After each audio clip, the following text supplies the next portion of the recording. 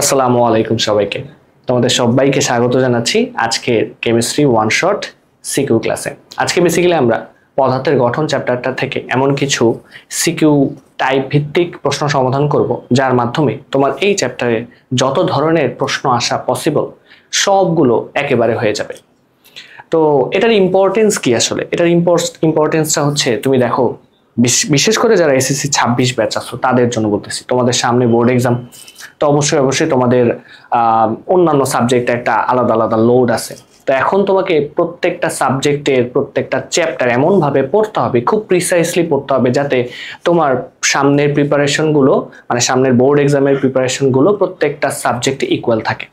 তো সেটার জন্যই আমি তোমাকে রেকমেন্ড করব আমার ক্লাসটা করার। তো চলো আমরা শুরু করি। আমি এখান থেকে যেই কোয়েশ্চেনগুলো চুজ করেছি সেই কোয়েশ্চেনগুলো সলভ করার আগে আমি চেষ্টা করব ওই টপিক ভিত্তিক যত ধরনের বেসিক আছে আমি তোমাকে ডেভেলপ করাবো, তারপরে দেখবা তুমি অটোমেটিকলি আমার সাথে সাথেই তুমি ম্যাথ করতে পারবা। তো চলো আমরা শুরু করি।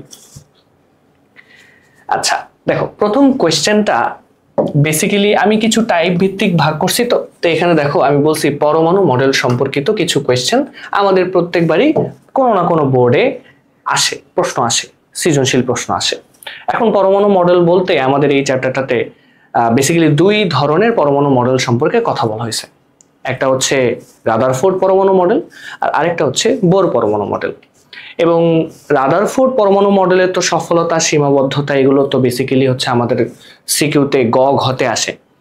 আর কিছু ম্যাথ আসে বোর পরমাণু মডেলের কৌণিক ভরবেগ এবং হচ্ছে শোষিত শক্তি ও বিকিরিত শক্তির পরিমাপের উপর। তো আমরা এই টপিকটা তুমি কোয়েশ্চেন পড়েই বুঝতে পারতেছো, কারণ অবভিয়াসলি তুমি পুরো বছর ধরে কিছু না কিছু প্রশ্ন সলভ করছো। তো দেখো এখানে বলেই দিছে যে উদ্দীপকের বি মডেলটির সর্বশেষ শক্তি স্তরের ঘূর্ণায়মান ইলেকট্রনের কৌণিক ভরবেগ তোমাকে নির্ণয় করতে বলছে। এখন তুমি একটা ছোট্ট জিনিস আমার সাথে সাথে বুঝে নাও। এই কৌণিক ভরবেগের কনসেপ্টটা যখন তোমার ক্লিয়ার হয়ে যাবে, তুমি সূত্রটা যখন বুঝে যাবা, এখানে কি কি প্যারামিটার আছে যখন জানবা, তখন তুমি এই কোশ্চেনটা এমনিতেই সলভ করতে পারবা। তো চলো আমরা কৌণিক ভরবেগের কনসেপ্টটা আগে একটু ক্লিয়ার করে আসি, তারপরে আমরা এই ম্যাথটাতে আসবো। তো দেখো কৌণিক ভরবেগ। এখন এই কৌণিক ভরবেগ কনসেপ্টটা কি? কৌণিক ভরবেগ কনসেপ্টটা হচ্ছে যখন একটা পরমাণুর একটা নিউক্লিয়াস থাকে, তাই না? ধরো এটা একটা নিউক্লিয়াস আমি চিন্তা করলাম, এবং পরমাণুর এটা হচ্ছে আমার প্রথম কক্ষপথ আর এটা হচ্ছে আমার দ্বিতীয় কক্ষপথ ধরে নিলাম। হ্যাঁ, তাহলে এখন কথা হচ্ছে এইখানে ধরো একটা ইলেকট্রন আছে, এটা একটা ইলেকট্রন, ঠিক আছে, এই ইলেকট্রন।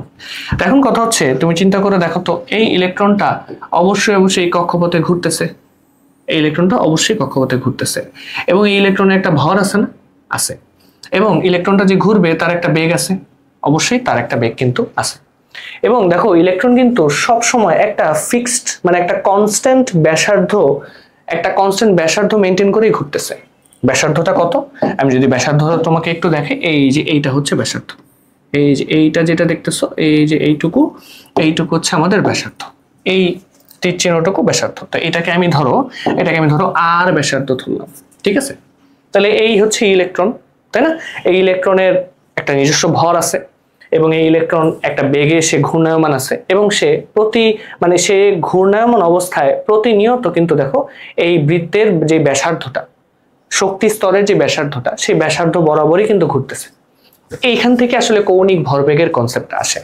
তো কৌণিক ভরবেগের কনসেপ্টটা কি বা সূত্রটা কি? কৌণিক ভরবেগের সূত্রটা হচ্ছে এইটা স্যার, যে সূত্রটা হচ্ছে এম ভি আর, হ্যাঁ, M V R is equals to N H by 2 pi. আমার সাথে সাথে তুমি ক্লাসটা করো, তারপরে তুমি দেখবা এই চ্যাপ্টারের যে কোনো সিকিউ তুমি তোমার গাইড থেকে সলভ করতে পারবে, যে কোনো সিকিউ। জাস্ট তুমি আমার সাথে ঠান্ডা মাথায় ক্লাসটা করো। আচ্ছা, তো এই হচ্ছে তোমার কৌণিক ভরবেগের সূত্র। তো এখানে অবশ্যই অনেক প্যারামিটার তুমি দেখতেছো, তাই না? যেমন প্রথম প্যারামিটারটা কি? প্রথম প্যারামিটারটা হচ্ছে এম, তাই না? এই এম আসলে কি বোঝায়? এই এম আসলে বোঝায় ইলেকট্রনের ভর স্যার। এম আসলে বোঝায় ইলেকট্রনের ভর, তাই না?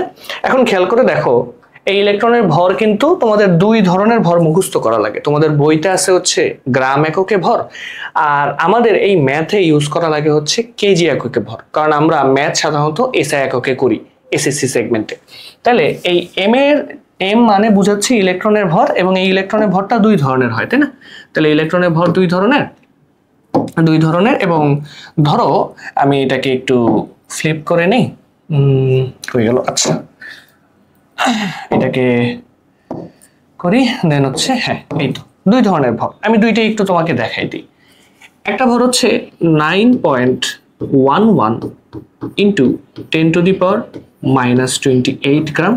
এটা আমাদের এমসিকিউর জন্য খুবই ইম্পর্টেন্ট, আমাদের এমসিকিউতে এটা আসে। আর ম্যাথ করার জন্য আমরা যেটা ইউজ করব সেটা হচ্ছে 9.11 ইন্টু 10⁻31 কেজি। ঠিক আছে, তাহলে আমি একটু মার্ক করে দিই। এই যে ভ্যালুটা তুমি দেখতেছো স্যার, এই ভ্যালুটা বেসিক্যালি তোমাকে পড়তে হবে এমসিকিউর জন্য। ঠিক আছে, একদম খুবই ইম্পর্টেন্ট, এটা তুমি এমসিকিউর জন্য পড়বা, এমসিকিউ সিকিউ দুইটার জন্যই পড়বা, বাট বেসিক্যালি আমি এটাকে বলতে পারি এটা তুমি ম্যাথে ইউজ করবা সবচেয়ে বেশি। হ্যাঁ, এটা তোমার ম্যাথে লাগবে। আর এই যে ভ্যালুটা দেখতেছো, এই ভ্যালুটা তোমার ইউজ করতে হবে, ম্যাক্সিমাম কেসে তুমি ফেস করবে এটা এমসিকিউতে, বাট দুইটাই আসতে পারে এমসিকিউতে, বাট এইটা সবচেয়ে বেশি, মানে এটা আমরা ম্যাথে ইউজ করব। এই মানটা 31 কেজি, আমরা অনেক সময় ভুল করি এই জায়গাতেই, এম এর মানটা এইটা বসাই দিই, এটা বসাই দিলে আমাদের ম্যাথ ভুল আসবে। ঠিক আছে, তাহলে এই হচ্ছে এম নিয়ে কথাবার্তা বা ইলেকট্রনের ভর নিয়ে কথাবার্তা। এই টপিকটা তোমার এখান থেকে একদম ক্লিয়ার থাকা লাগবে। আচ্ছা, তাহলে এম বুঝলাম। এম এর পরে কি? এম এর পরে তোমাকে যেই বিষয়টা একটু মাথায় রাখা লাগবে সেটা হচ্ছে তোমাকে ভি দ্বারা কি বুঝাইতেছে।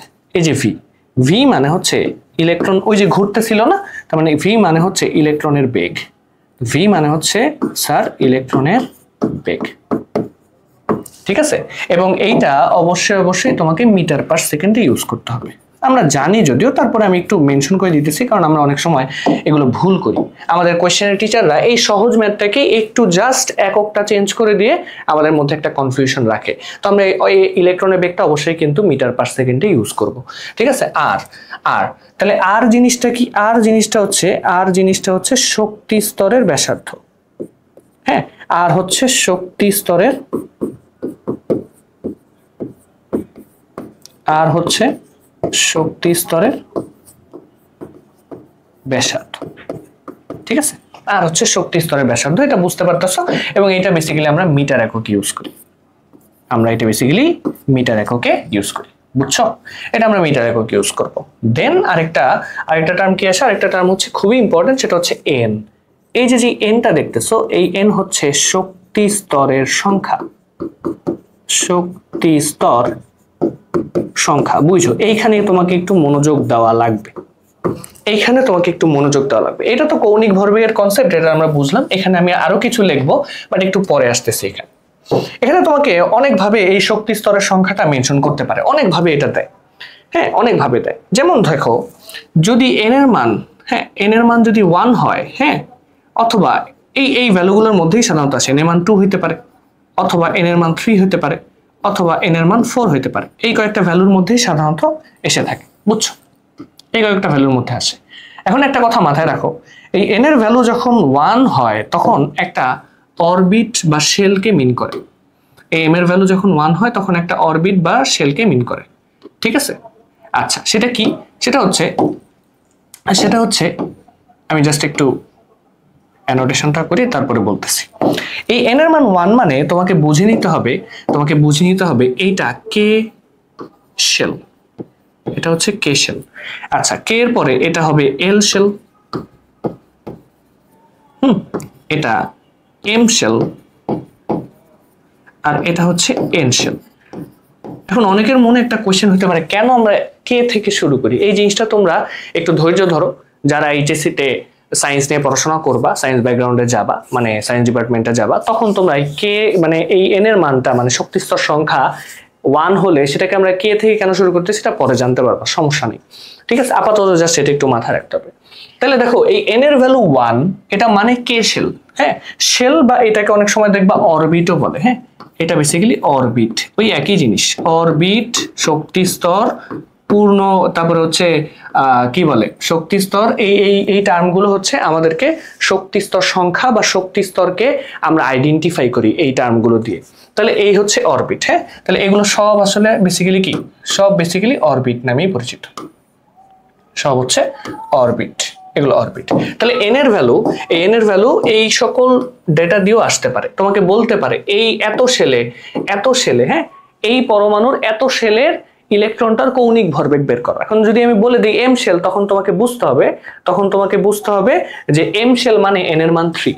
আমি যদি তোমাকে বলে দিই এল শেল, তাহলে তোমাকে বলতে হবে এল এর মান এন এর মান হচ্ছে 2। এই জিনিসটা তোমাকে একটু মাথায় রাখতে হবে। তাহলে বুঝতে পারলাম, আমি আসলে বুঝতে পারলাম যে শক্তি স্তর সংখ্যা আমি বুঝতে পারলাম। এরপরে হচ্ছে দেখো খুবই ইম্পর্টেন্ট টার্ম যেটা আমাদের থাকে, সেটা হচ্ছে এইচ এর ভ্যালু, সেটা হচ্ছে এইচ। এই এইচটা কি? এই এইচটা হচ্ছে প্ল্যাঙ্ক কনস্ট্যান্ট। এই এইচটা হচ্ছে প্ল্যাঙ্ক কনস্ট্যান্ট, ঠিক আছে? এটা হচ্ছে প্ল্যাঙ্ক কনস্ট্যান্ট। এই প্ল্যাঙ্ক কনস্ট্যান্টের একটা মান আছে, এই মানটা খুবই গুরুত্বপূর্ণ।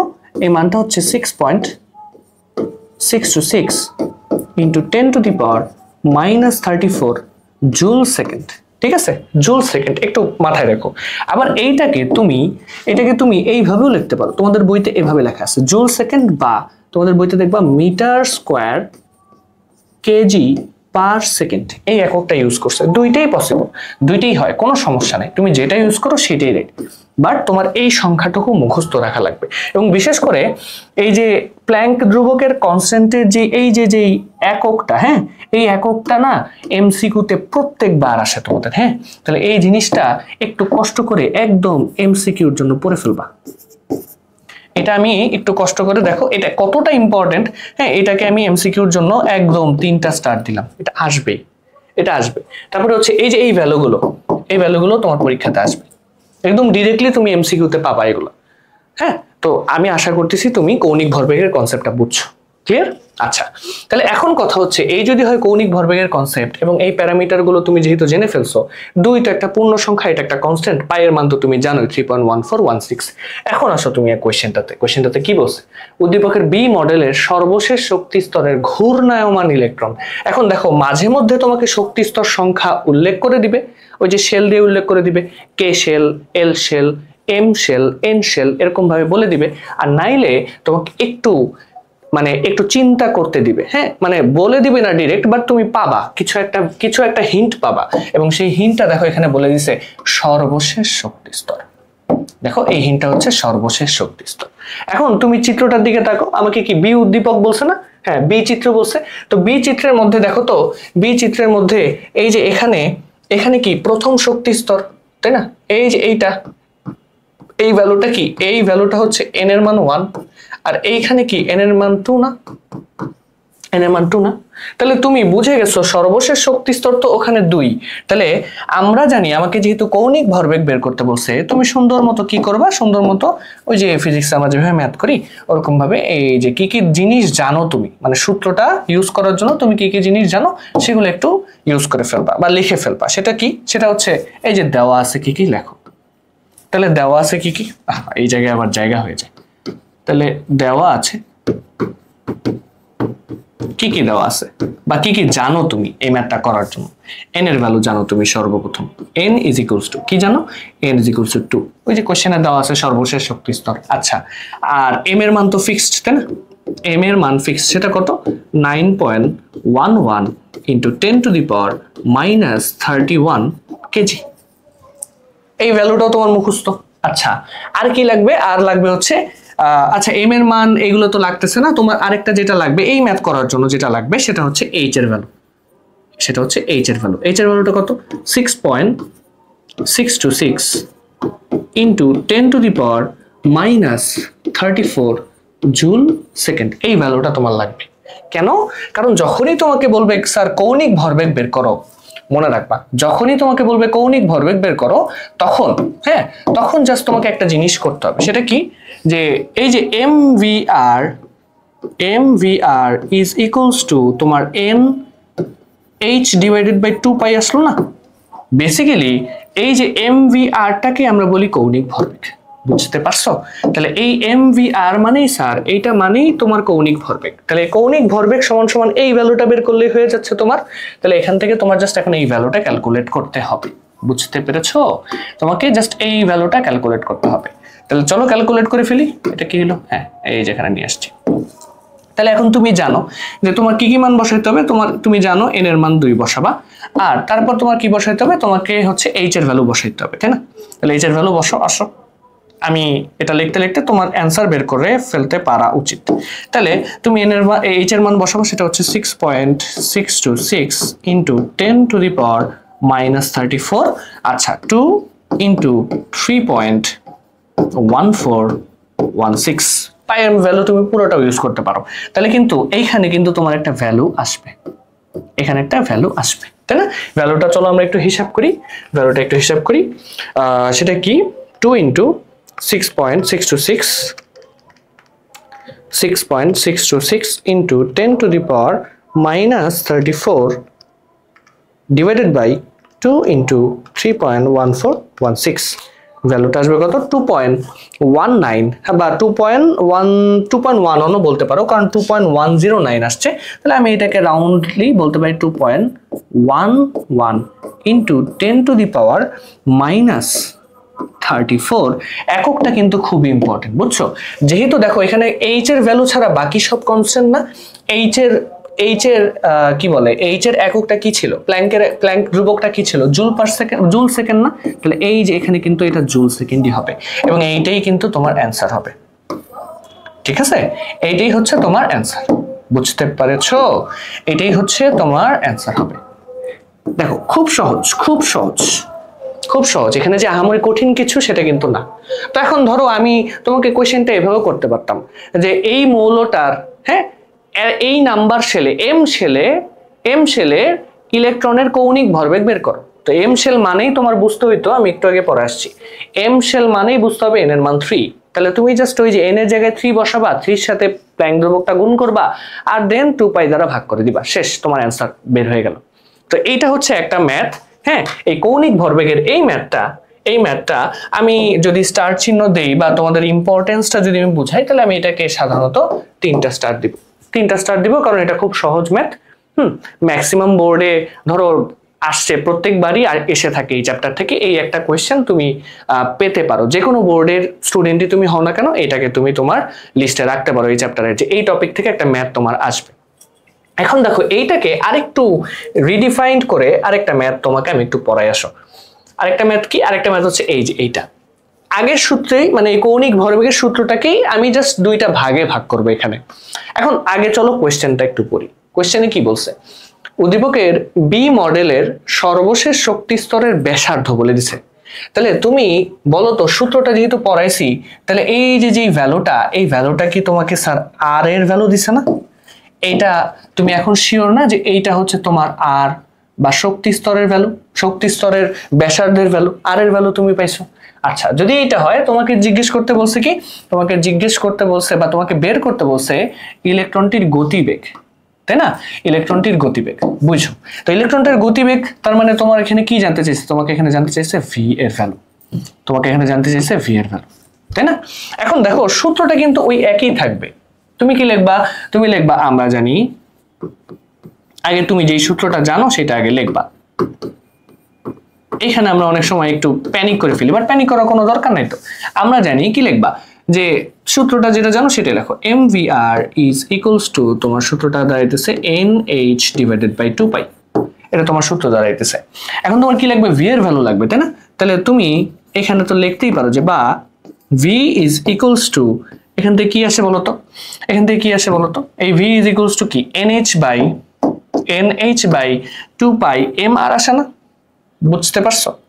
এই v is equals to nh by 2π mr আসে, এটা 2π mr আসে। তাহলে দেখো এইটা আসবে হচ্ছে nh ডিভাইডেড বাই 2π mr। এই হচ্ছে তোমার সূত্রটা থেকে জাস্ট একটু বের করে নিয়ে আসতে হবে, এই হচ্ছে তোমার সূত্র। এখন এটা কি আহামরি কঠিন কিছু না? তো আহামরি কঠিন কিছু না তো, কেন? কারণ তুমি তো অলরেডি সব জানো। দেখো আমি তো তোমাকে দেখে আসছি যে স্যার এখান থেকে এই ভ্যালুগুলো তোমাকে মুখস্থ রাখতে হবে। তাহলে এখন তুমি দেখতে পারতেছো তোমার এন এর মান জানা লাগবে। আচ্ছা এইচ এর মান তো তুমি জানোই, 2π তো কনস্ট্যান্ট, এম এর ভ্যালু কি ছিল, ইলেকট্রনের ভর ছিল না, আর এর ভ্যালু তোমাকে কোয়েশ্চেনে দেওয়া আছে না, এই মানগুলো তোমাকে একটু বসাইতে হবে এখন। তাহলে আগে আমি চটপট একটু লিখে ফেলি যে তোমার কি কি, একটু রিকল করি। রিকলটা কি? রিকল হচ্ছে যেহেতু বলছে সর্বশেষ শক্তি স্তর, তাহলে সর্বশেষ শক্তি স্তর মানেই এখানে হচ্ছে n = ওই 2 হবে।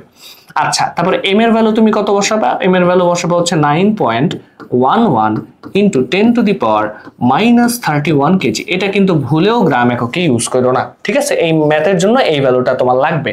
আচ্ছা, h এর মান তুমি জানো যে h = 6.626 ইন্টু 10⁻34 -34,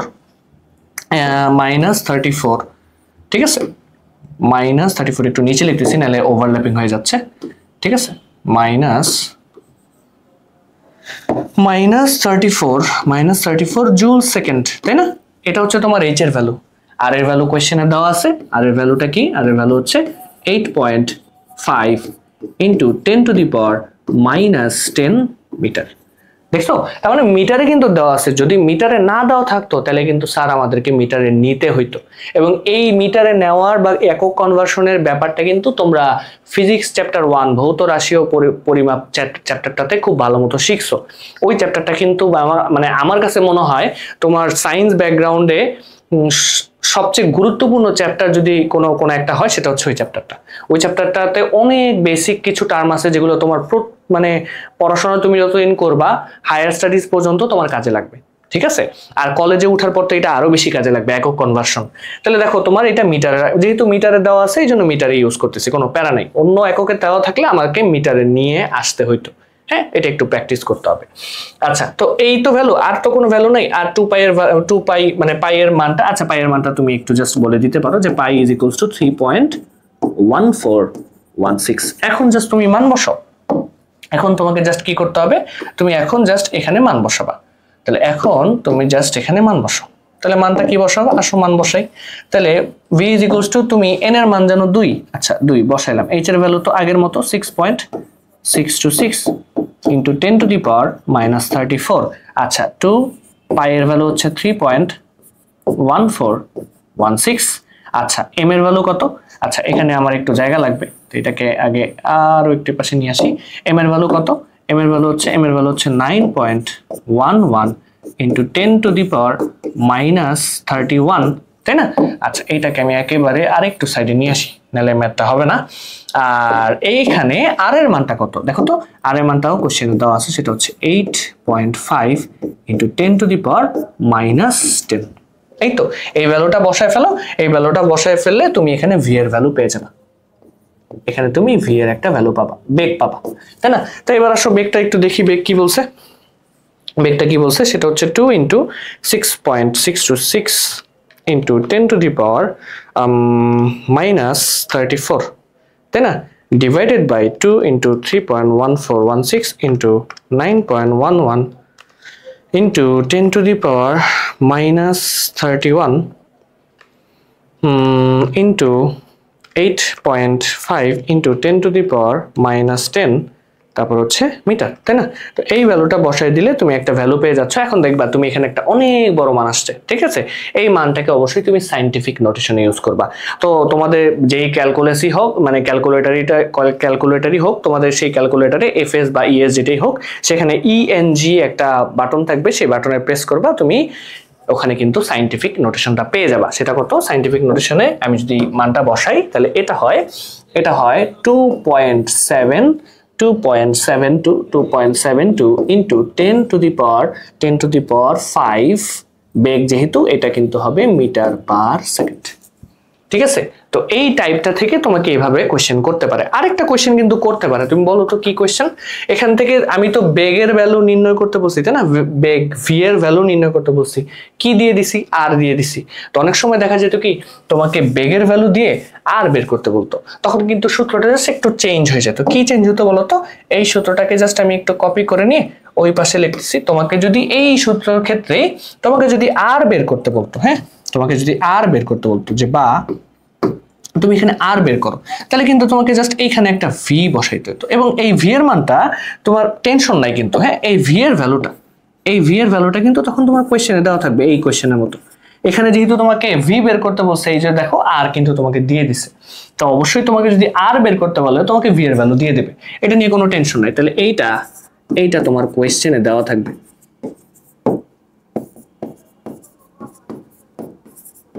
এটা তোমার কোয়েশ্চেনে দেওয়া থাকবে। তাহলে দেখো তুমি এই একটা ম্যাথ দিয়ে, এই একটা ম্যাথের যত ধরনের ভ্যারাইটি আসা পসিবল ছিল আমি তোমাকে সব করাই দিলাম।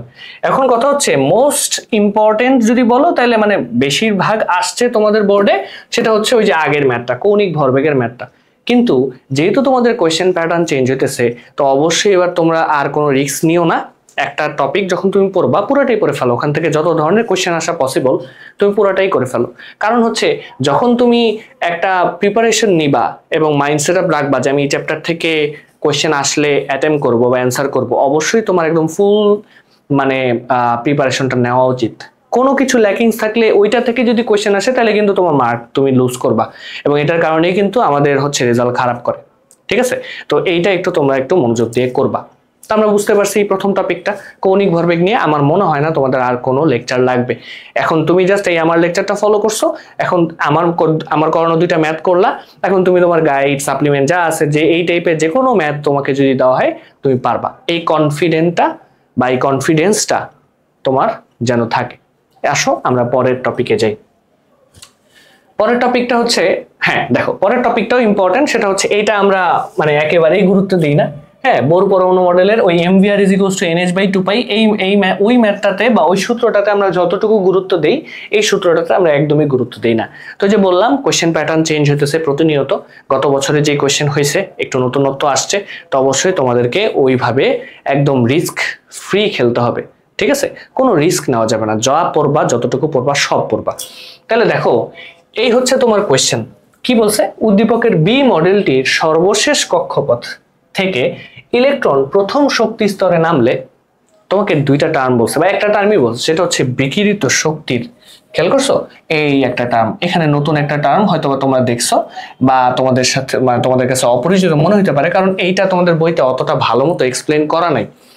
তাহলে এই বিকিরিত শক্তির তরঙ্গ দৈর্ঘ্য একটা মান তোমাকে দিয়ে দিছে 25 ন্যানোমিটার।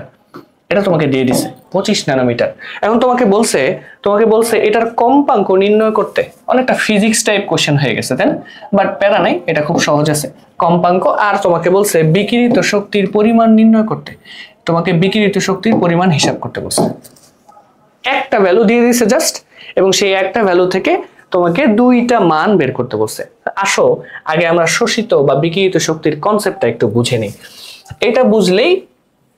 এটা বুঝলেই তোমার সব মানে ওই টাইপের যত ধরনের কোশ্চেন আসা পসিবল তুমি পারবা। হ্যাঁ, তাহলে এখানে দুইটা টার্ম তুমি দেখতেছো, একটা হচ্ছে শোষিত বা শোষণ। হ্যাঁ, তাহলে তোমার বেসিক্যালি তোমাকে দেখতে হবে এখানে শোষণ জিনিসটা কি। তাহলে তোমার আগে বুঝতে হবে শোষণ এই ব্যাপারটা কি, এটা বুঝতে হবে। আসো আমরা আগে এটা বুঝি। শোষণ ব্যাপারটা হচ্ছে ধরো এইটা একটা পরমাণুর কেন্দ্র, ঠিক আছে, এটা নিউক্লিয়াস, এবং এই নিউক্লিয়াসের এখানে তোমার হচ্ছে এই নিউক্লিয়াসের এখানে কয়েকটা কক্ষপথ আছে। আমি জাস্ট ধরো দুইটা কক্ষপথ দিলাম। হ্যাঁ, দুইটা কক্ষপথ নিলাম, এই একটা কক্ষপথ আর এই ধরো আরেকটা কক্ষপথ। ঠিক আছে, এই দুইটা কক্ষপথ নিছি। ঠিক আছে, তাহলে এটা হচ্ছে তোমার নিউক্লিয়াস, যেটাকে আমরা পজিটিভ সাইন দিলাম। হ্যাঁ, এই যে এটা হচ্ছে তোমার নিউক্লিয়াস। ক্লিয়ার? হ্যাঁ, এটা নিউক্লিয়াস। এখন কথা হচ্ছে ধরো এখানে একটা ইলেকট্রন আছে, আমি ইলেকট্রনটার আগে একটু সুন্দর করে একটু কারুকার্য করে নিই। ওয়েট, এই ধরো একটা ইলেকট্রন, এবং এটাকে ধরো ফিল কালার দিয়ে আমি এটাকে এই কালার দিয়ে দিলাম। এই ধরো তোমার একটা ইলেকট্রন, খুব সুন্দর একটা ইলেকট্রন আছে, তাই না? এবার তুমি এটাকে চুজ করো। ধরো এই ইলেকট্রনটা এখানে আছে, এই ইলেকট্রনটা এখানে আছে। আমি শোষণ কনসেপ্ট বুঝাইতেছি কিন্তু বুঝো। তাহলে প্রথম কক্ষপথে ইলেকট্রন আছে, এখন স্বাভাবিকভাবেই কি হবে, এই ইলেকট্রনটা প্রথম কক্ষপথে ঘুরবে।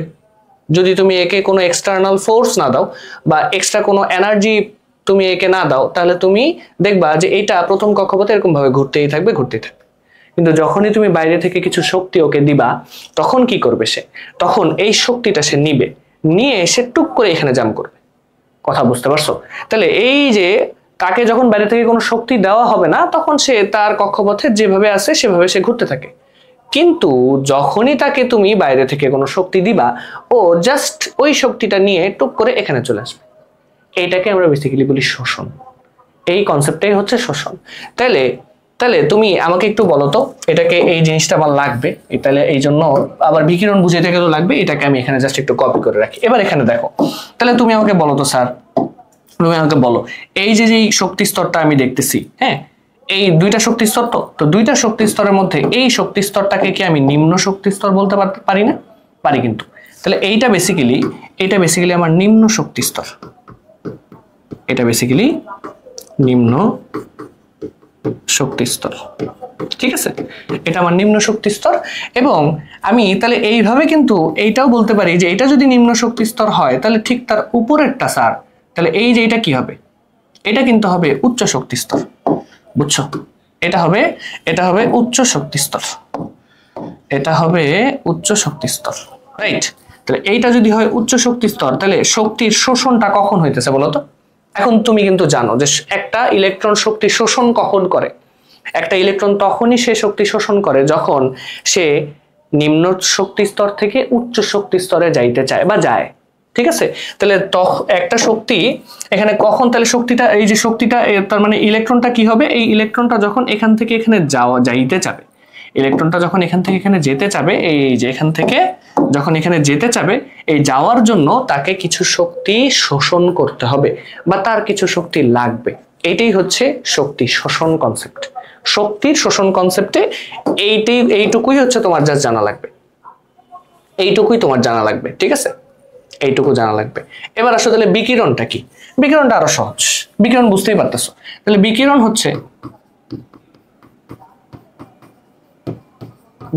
কি? বিকিরণ হচ্ছে উল্টাটা, বিকিরণ হচ্ছে স্যার উল্টাটা, ঠিক আছে? তাহলে বিকিরণ কি? বিকিরণ হচ্ছে ইলেকট্রন যখন উচ্চতর শক্তি স্তর থেকে নিম্নতর শক্তি স্তরে আসে তখন সে শক্তি ছেড়ে দেয়। তাহলে এইটাকে না রেখে আমি একবারে তো এইটাই রাখতে পারি, কারণ আমার তো জাস্ট ইলেকট্রনটাকে একটু ঘুরাই দিলেই চলতেছে, তাই না? তাহলে ধরো এইটাই হচ্ছে বিকিরণ। এখন বিকিরণটা কখন হবে? বিকিরণটা তখনই হবে যখন এই ইলেকট্রনটা এখানে না যে এবার এখানে আসবে। তাহলে ইলেকট্রন এখান থেকে যদি এখানে যাইতে চায়, এই যে এখানে আছে, এখানে যাইতে চাইতেছে, তাহলে সে শক্তি শোষণ করবে।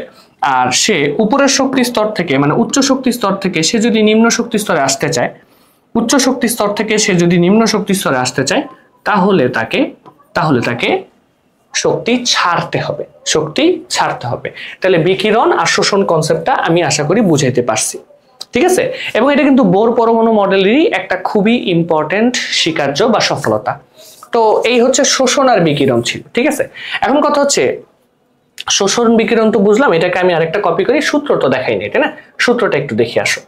তাহলে হ্যাঁ, এই যে এটা আছে, তাহলে এই টার্মটুকুকে আমি একটু মুছে ফেলি। তাহলে এই যে শোষিত বা বিকিরিত শক্তি, মানে ইলেকট্রন যখন একটা শক্তি স্তর থেকে আরেকটা শক্তি স্তরে যাচ্ছে এবং সেটা যদি নিম্ন শক্তি স্তর থেকে উচ্চ শক্তি স্তরে যায় তাহলে হইতেছে শোষণ, আর উচ্চ শক্তি স্তর থেকে নিম্ন শক্তি স্তরে আসলে সেটা হইতেছে বিকিরণ।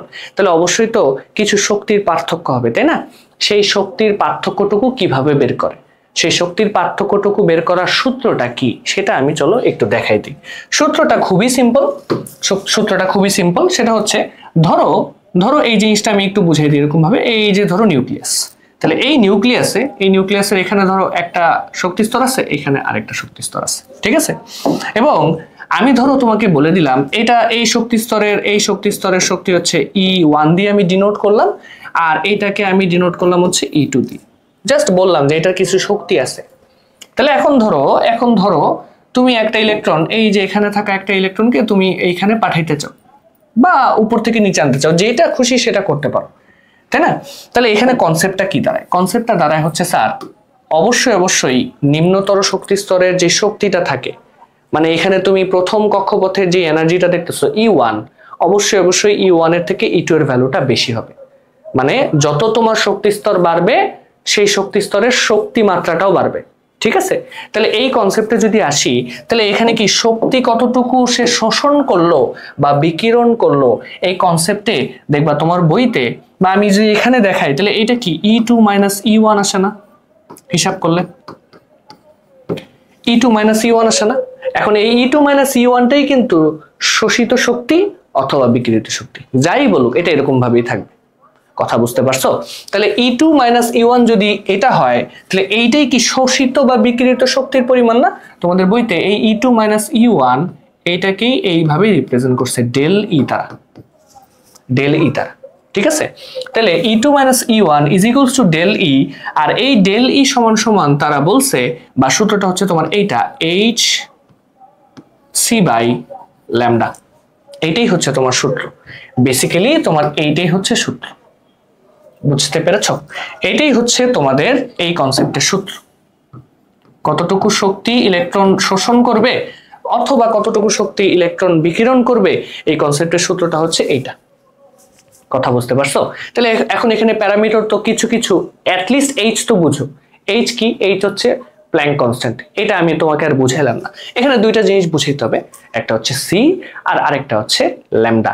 অবশ্যই তুমি ল্যামডা জিনিসটা তোমার জানা আছে, ল্যামডা জিনিসটা তোমার কিন্তু জানা আছে, তাই না? তাহলে ল্যামডা জিনিসটা কি? ল্যামডা জিনিসটা হচ্ছে ফিজিক্সে আমরা পড়ছি এটাকে তরঙ্গ দৈর্ঘ্য বলি, তাই না? তাহলে এইখানে এইচ এর ভ্যালু আমি আর লিখলাম না, এই এইচ এর ভ্যালু তুমি এখন পারবা।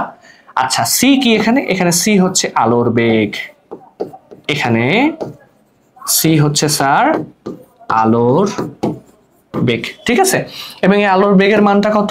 এই আলোর বেগের মানটা কিন্তু সব সময় কনস্ট্যান্ট, সেটা হচ্ছে 3 × 10⁸ মিটার পার সেকেন্ড। আলোর বেগটা এখানে কনস্ট্যান্ট, এই ভ্যালুটা তোমাকে মুখস্থ রাখতে হবে।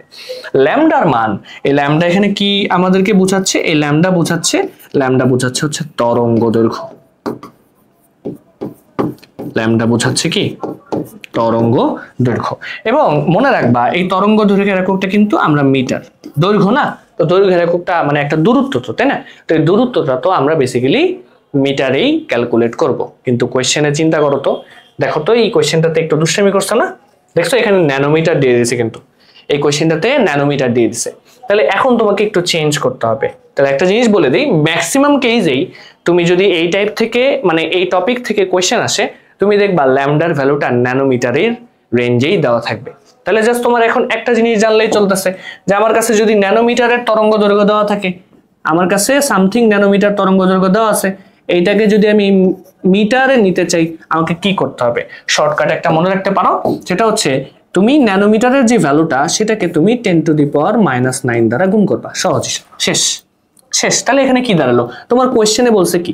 তোমার কোয়েশ্চেনে বলছে 25 ন্যানোমিটার না?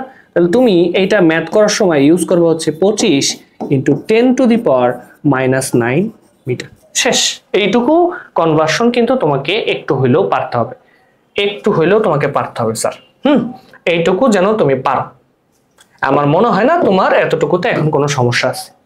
ঠিক আছে, তাহলে এখন দেখো তোমাকে যদি শোষিত বা বিকিরিত শক্তির পরিমাণ বের করতে বলে, অর্থাৎ তোমার কাছে ডেল ইর মান চাইছে, তুমি এইচ এর ভ্যালু জানো, তুমি সি এর ভ্যালু জানো, এটাও কনস্ট্যান্ট, ল্যামডার ভ্যালু তোমার কোশ্চেনে দেওয়া থাকবে, তাহলে তুমি তো ভ্যালু বের করে ফেলতেই পারবা।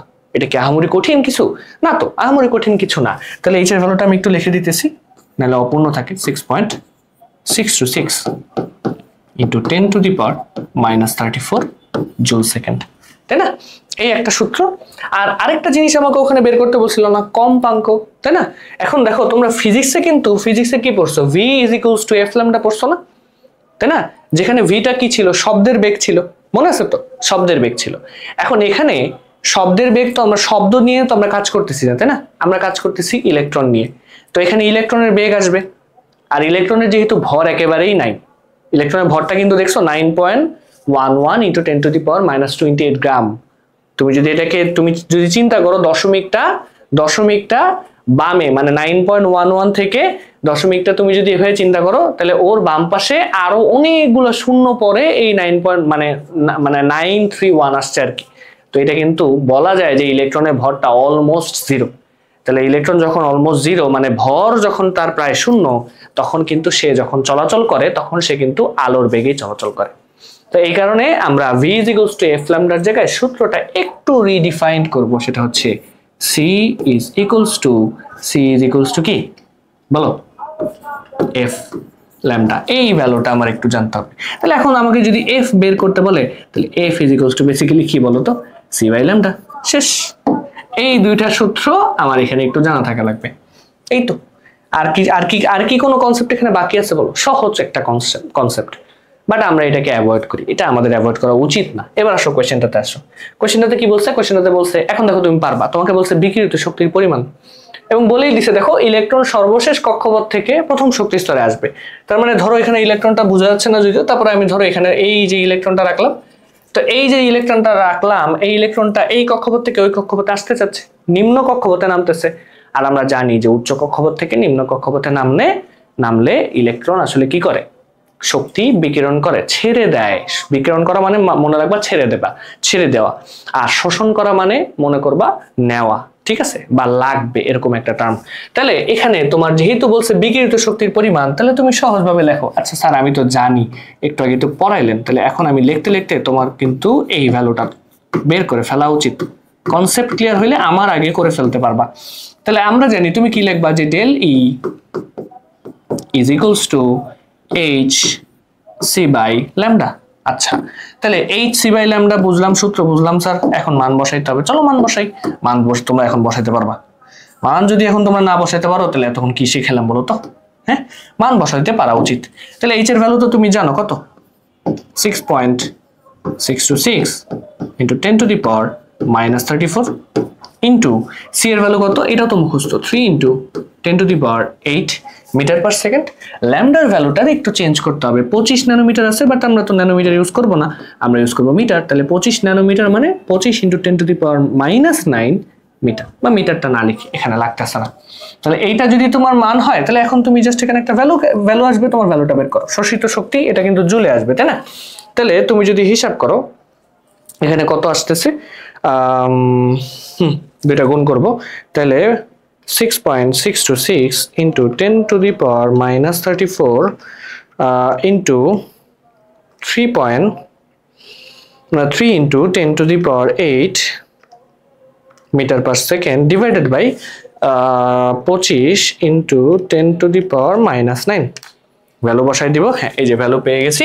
তাহলে তুমি এখানে শক্তির পরিমাণ মানে কতটুকু শক্তি সে ছেড়ে দিবে, সেটার মানটা হচ্ছে 7.95 into 10 to the power -18 joule. এতটুকু শক্তি সে ছেড়ে দিবে। বুঝতে পারছো? তাহলে এইটা তোমার একটা ভ্যালুর মান, এটা তোমার বিকিরিত শক্তির ভ্যালু, তাই না? এটা তোমার বিকিরিত শক্তির ভ্যালু। আরেকটা কি বলছে? আরেকটা সূত্র তো আরো সোজা না? সেটা কি? তোমাকে কি বের করতে বলছে? তোমাকে বের করতে বলছে কম্পাঙ্ক। আচ্ছা, তো তুমি তো বলতে পারবা স্যার, তুমি লিখবা আমরা জানি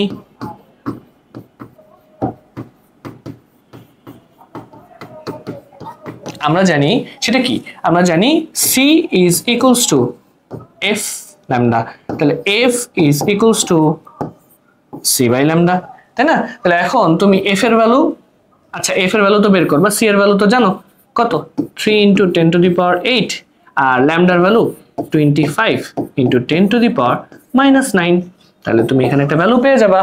আসো ভ্যালুটা দেখি কি বলছে। তাহলে 3 into 10 to the power 8 divided by 25 into 10 to the power -9 value বসাই দিলে এই যে তুমি কম্পাঙ্ক পেয়ে যাচ্ছ কত, কম্পাঙ্ক পেয়ে যাচ্ছ 1.2 into 10 to the power 16। কম্পাঙ্কের এককটা কি এটা হয়তো আমি বলি নাই, মনে রাখবা, বাট ফিজিক্সে তো তোমাদের পড়া উচিত। কম্পাঙ্কের একক কিন্তু হার্টজ। তাহলে এইটা হচ্ছে আপনার অ্যান্সার, ঠিক আছে? এই হচ্ছে শোষিত বা বিকিরিত শক্তির কনসেপ্ট থেকে আসতে পারে। এই টাইপের ম্যাথ আশা করা যায় বা তোমরা এক্সপেক্ট করতে পারো। তো যেহেতু আমি তোমাকে ফুল কনসেপ্টটা একদম ওভারঅল ডিটেল বুঝাইছি, আমার মনে হয় না তোমার এই টপিকে আর কোনো সমস্যা থাকবে। হ্যাঁ, এবং আমি তোমাদের এই টপিকটার ইম্পর্টেন্সটা ওই কৌণিক ভরবেগের সাথেই রাখলাম। হ্যাঁ, এটা ইম্পর্টেন্ট, ঠিক আছে? ইভেন মানে বেসিক্যালি এখানে যা পড়াই দিয়েছি সবই ইম্পর্টেন্ট। পুরো চ্যাপ্টারের থেকে সব স্টাডি করে, হ্যাঁ, বিগত সালের কোয়েশ্চেনগুলো স্টাডি করে তোমাদের জন্য এই লেকচারটা আমি বানাইছি। হ্যাঁ, তো অবশ্যই তোমরা যারা এই ভিডিওটা দেখতেছো তারা অবশ্যই উপকৃত হবা, এবং তুমি এই ক্লাসটা শেষে একটা কনফিডেন্ট মানে স্টুডেন্ট হবা। তোমার মধ্যে একটা মারাত্মক লেভেলের কনফিডেন্স আসবে। কিন্তু অবশ্যই তোমাকে মাথায় রাখতে হবে, এই কনফিডেন্সটা তখনই আসবে যখন আমি ক্লাসটা করানোর পরে তুমি তোমার কাছে যে গাইড আছে বা তোমার কাছে যে রিসোর্স আছে সেই রিসোর্স থেকে এনাফ প্র্যাকটিস করবা। প্র্যাকটিস ছাড়া তুমি কখনোই মানে কনফিডেন্স গেইন করতে পারবা কিন্তু না, ঠিক ঠিক আছে, এটা একটু মাথায় রেখো যে তোমাদের অবশ্যই প্র্যাকটিস করতে হবে। আমি জাস্ট তোমাদেরকে একটা গাইডলাইন দিচ্ছি যে এগুলো পড়ো বাবা, সব আসবে। যদি কমন না আসে তুমি আমার সাথে দেখা করো যে স্যার আমাকে বইলো যে স্যার কমন পড়ে নাই। হ্যাঁ, অবশ্যই অবশ্যই কমন পড়বে। আমি পড়াচ্ছি যেহেতু অনেক দিনের এক্সপিরিয়েন্স আমার কাছে আছে, এতদিন পরে আমি দেখতেছি যে এই টপিকগুলি বারবার আসে। একটু পড়ো, আসো। এবার আসো, তাহলে এটা বুঝাই ফেলছি, এটাও বুঝাই ফেললাম। এবার আসো, হ্যাঁ এই যে এরপরে মানে এই পরমাণু মডেল থেকে এই টাইপের কোয়েশ্চেন গুলো আমি বলবো তোমাদেরকে অ্যাভয়েড করতে। তারপরও যেহেতু আসে রাখছি তোমাদেরকে দেখানোর জন্য, এবং এটাকে আমি ইম্পর্টেন্স 2 স্টার দিচ্ছি। এখন দেখো এগুলো থেকে অ্যান্সার কেন করতে মানা করতেছে আমি সেটা একটু বুঝো। হ্যাঁ, এগুলো অনেকের কাছে সহজ মনে হবে, ঠিক আছে, সহজ মনে হইতেই পারে, কিন্তু কথা হচ্ছে দেখা যাবে কি যেহেতু ব্যাখ্যামূলক কোয়েশ্চেন, তো মানে তোমাকে ব্যাখ্যা করতে হবে, টেবিল আকারে লিখতে হবে। অনেক টিচার আবার টেবিল পছন্দ না, সাধারণত টেবুলার ফরম্যাটে লেখাটাই বেটার। তো আমি টেবিল ফরম্যাটে লিখতে বলবো তোমাদেরকে, কিন্তু লেখার পরেও দেখবা তুমি এখান থেকে ফুল মার্কস গেইন করতে পারতেছো না। কিন্তু তোমার ম্যাথগুলো যদি আসে, ম্যাথ ঠিক হলে তোমার কিন্তু কাটার অপশন নাই। তাহলে ওই মার্ক লুজের একটা অপশন যেহেতু থাকে, এই কারণে আমি বলি যে এখান থেকে অ্যান্সার না করো। কারণ তুমি অন্যান্য চ্যাপ্টার থেকে কিছু ম্যাথস, যেমন চ্যাপ্টার 6 স্টয়কিওমেট্রির ম্যাথ তুমি যদি করো ফুল মার্কস পেয়ে যাবা। স্থূল সংকেত, আণবিক সংকেতের ম্যাথ যদি করো তুমি ফুল মার্কস পেয়ে যাবা। তো তুমি ওগুলোর প্রতি একটু মানে বেশি ফোকাস থাকবা। একেবারেই যখন তুমি আটকায় যাবা তখন তুমি এগুলো দিতে পারো, ঠিক আছে। এই কারণে এটা জাস্ট একটু পড়ে নিতে হবে। এখন দেখো তোমাকে কি বলছে এ মডেল ও বি মডেলের মধ্যে কোনটি অধিক উপযোগী। এটা সহজ ব্যাপার, মনে রাখবা যে এ মডেল তো রাদারফোর্ড। হ্যাঁ, এই যে এখানে যে মডেলটা দেখতেছো, এই যে মডেলটা, হ্যাঁ এই মডেলটা কি বেসিক্যালি বলতো, এই মডেলটা হচ্ছে রাদারফোর্ড। এটা হচ্ছে রাদারফোর্ড পরমাণু মডেল, তাই না? রাদারফোর্ড মডেল, তাই না? আর এই মডেলটা কি দেখতেছো, এই মডেলটা হচ্ছে এটা হচ্ছে বোর পরমাণু মডেল, ঠিক আছে। এটা হচ্ছে বোর মডেল। তো মনে রাখবা যে আসলে বেসিক্যালি রাদারফোর্ডের যে ভুলগুলো ছিল বা যে সীমাবদ্ধতাগুলো ছিল, এগুলোকেই তো আসলে ওভারকাম করে বোর সাহেব আসলে তার পরমাণু মডেলটা প্রস্তাব করছিলেন, তাই না? তো অবশ্যই রাদারফোর্ডের থেকে বোর পরমাণু মডেলটা অধিক উপযোগী। তো এই যে ব্যাখ্যাগুলো দিয়ে, এই টেবুলার ফরম্যাটে দিয়ে ওই শেষে বলবা যে উপরোক্ত বিশ্লেষণ থেকে দেখা যাচ্ছে যে রাদারফোর্ডের পরমাণু মডেলের সীমাবদ্ধতাগুলোই বোর পরমাণু মডেলে আপগ্রেড করা হয়েছে, এবং এই কারণেই রাদারফোর্ড পরমাণু মডেল থেকে বোর পরমাণু মডেল অধিক উপযোগী। শেষ, এই জায়গাতেই শেষ কোয়েশ্চেন। তাহলে আমার মনে হয় না এই চ্যাপ্টারে পরমাণু মডেলের কনসেপ্ট থেকে তোমার আর কোনো ভয় থাকবে। হ্যাঁ, আচ্ছা, এর পরের টাইপটা, হ্যাঁ এই টাইপটা আমি একদম বলতে পারো মানে বলে দিচ্ছি যে তোমরা যারা সারা বাংলাদেশে পরীক্ষা দিবা, হ্যাঁ তাদের মানে যতগুলো বোর্ড আছে, মোটমাট কয়টা, 9টা বোর্ড তো, তাই না?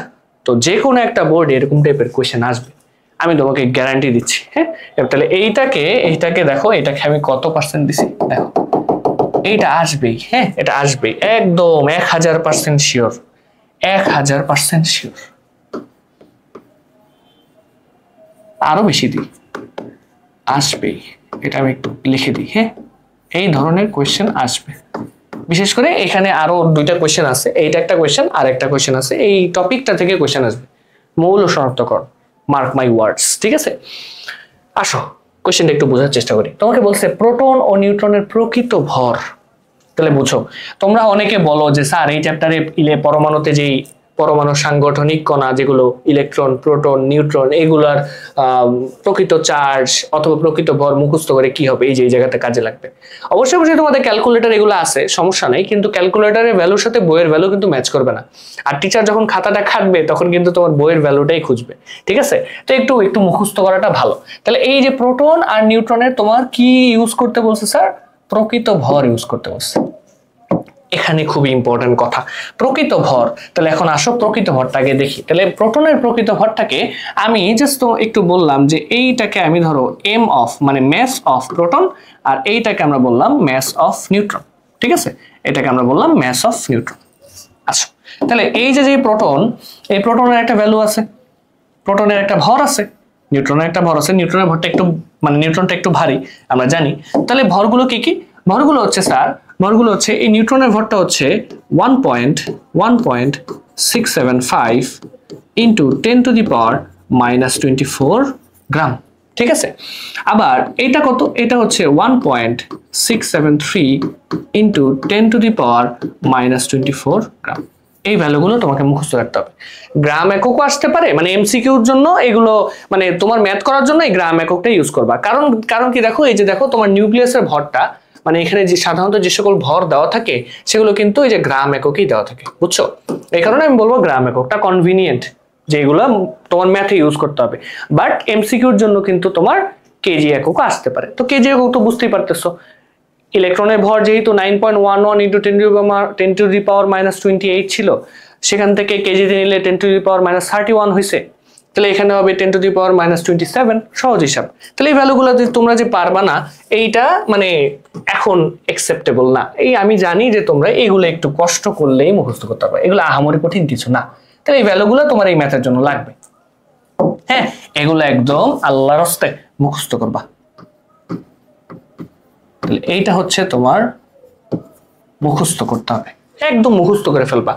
এবার আসো কি বলছে, এগুলো ব্যবহার করে কিউ মৌলটার একটা অণুর ভর নির্ণয় করতে বলছে। আচ্ছা, জটিল কোশ্চেন করছে, একটু মনোযোগ দিতে হবে। এখন দেখো এখানে দুই ধরনের মৌলের কথা বলছে না, একটা কিউ একটা আর। খেয়াল করে দেখো তো, কিউ মৌলটার প্রোটন সংখ্যা বলে দিছে না, এটা কি প্রোটন সংখ্যা? আর আমরা কিন্তু জানি প্রোটন সংখ্যা মানেই পারমাণবিক সংখ্যা। তাহলে পারমাণবিক সংখ্যা 9 কার বলো তো স্যার? পারমাণবিক সংখ্যা 9 কার?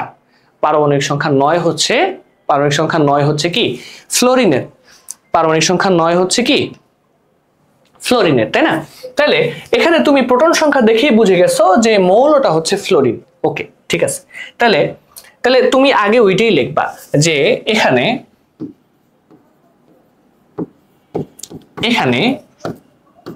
কিউ মৌলটি, তাই না?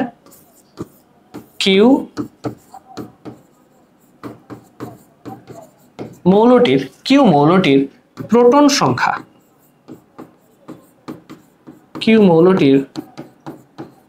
প্রোটন সংখ্যা 9, তাই না? অর্থাৎ মৌলটি কি? অর্থাৎ মৌলটা কিন্তু ফ্লোরিন, এটা তুমি বুঝে গেছো। মৌলটি ফ্লোরিন, এটা তুমি বুঝে গেছো। ওকে, মৌলটা ফ্লোরিন। ওকে, এখন তোমাকে দেখো ফ্লোরিন তো একটা পরমাণু, তাই না? বাট দেখো মৌলটার মানে ফ্লোরিনের অণুর ভর তোমাকে বের করতে বলছে। তাহলে তুমি কি জানো না যে ফ্লোরিনের অণুতে, এই যে এই কথাটা কিন্তু তোমাকে লিখতে হবে যে ফ্লোরিনের অণুতে পরমাণু থাকে কয়টা বলো তো? পরমাণু থাকে কয়টা? 2টা। ফ্লোরিনের অণুতে পরমাণু থাকে 2টা, এবং সংকেতটা কি একটু মনে করো দেখো তো। সংকেতটা কিন্তু এই যে F2 এভাবে লেখা হয়, সংকেতটা এইভাবে লেখা হয়, বুঝছো? এইভাবে লেখা হয়। তা আগে তুমি টিচারকে বলে দিবা, স্যার আপনি প্রোটন সংখ্যা দিয়ে দিচ্ছেন, তাহলে আমি বুঝে গেছি মৌলটা ফ্লোরিন এবং অণুটা হচ্ছে F2। তাহলে এখন এইটা দিয়ে কি বের করব? খেয়াল করে দেখো তো, একটা পরমাণুর মানে এই যে একটা পরমাণুর মধ্যে কতগুলা প্রোটন আছে, কতগুলা নিউট্রন আছে? ফ্লোরিনের একটা পরমাণুর মধ্যে প্রোটন আছে 9টা, নিউট্রন আছে কয়টা? 10টা। এই 9টা প্রোটনের ভর 10টা নিউট্রনের ভর যোগ করলে একটা পরমাণুর নিউক্লিয়াসের ভর হবে না? সেই ভ্যালুটাকে যদি জাস্ট 2 দ্বারা গুণ করে দাও, তাহলে অণুর ভর পেয়ে যাচ্ছ। এই কনসেপ্টটা এখানে খাটানো লাগবে, এখানে এটাই বলছে। এখন তুমি বলতে পারো, স্যার এখানে তো 9টা ইলেকট্রন আছে, তাই না? আপনি 9টা ইলেকট্রনের ভরটাকে কেন নিচ্ছেন না? আমি কিন্তু এর আগের কনসেপ্টই বলে আসছি যে এই 9টা ইলেকট্রনের ভর অনেক ছোট, এটাকে তুমি বাদই দিতে পারো। এবং তোমরা কিন্তু খেয়াল করে দেখবা, তোমাদের কাছে যদি বইটা থাকে, বইটা নিয়ে বসো যদি, তাহলে দেখবা রাদারফোর্ড পরমাণু মডেলে কিন্তু বলাই হয়েছে যে পরমাণুর ম্যাক্সিমাম ভরটাই আসলে কিন্তু নিউক্লিয়াসে থাকে, ঠিক আছে? কারণ নিউক্লিয়াসের মধ্যে প্রোটন আর নিউট্রন থাকে, ভারী কণাগুলো থাকে, ইলেকট্রন তো খুব হালকা, এইটার ভরটাকে সাধারণত পরমাণুর ভরের মধ্যে ধরা হয় না। তো এই কারণে আমরা ইলেকট্রনটাকে কনসিডার করতেছি না। কথা বুঝাইতে পারলাম? আর যেহেতু বলে দিছে প্রোটন আর নিউট্রনের প্রকৃত ভর, এই কারণে আরো কনসিডার করতেছি না। আমি আশা করি তোমাদেরকে বুঝাইতে পারছি, একদম ক্লিয়ার কনসেপ্ট এটা। এবার আসো, তাহলে এইটা যদি তোমার হয় এক্সপ্লেনেশন, তাহলে এখন তোমাকে জাস্ট একটু কি করতে হবে, আমি একটু যেহেতু আমার কাছে জায়গাটা ছোট, তাহলে আমি এটাকে আর একটু ছোট করে দিলাম এখানে লিখলাম। এখন সলিউশনটাতে আসি। তাহলে আমার বেসিক্যালি বের করতে হবে ফ্লোরিন মানে একটা ফ্লোরিন পরমাণুর ভর বের করতে হবে। ওই যে ভ্যালুটা পাবো সেটাকে 2 দ্বারা গুণ করে দিলে অণুর ভর পেয়ে যাবো, সহজ হিসাব। তাহলে আমাকে বের করতে হবে একটি ফ্লোরিন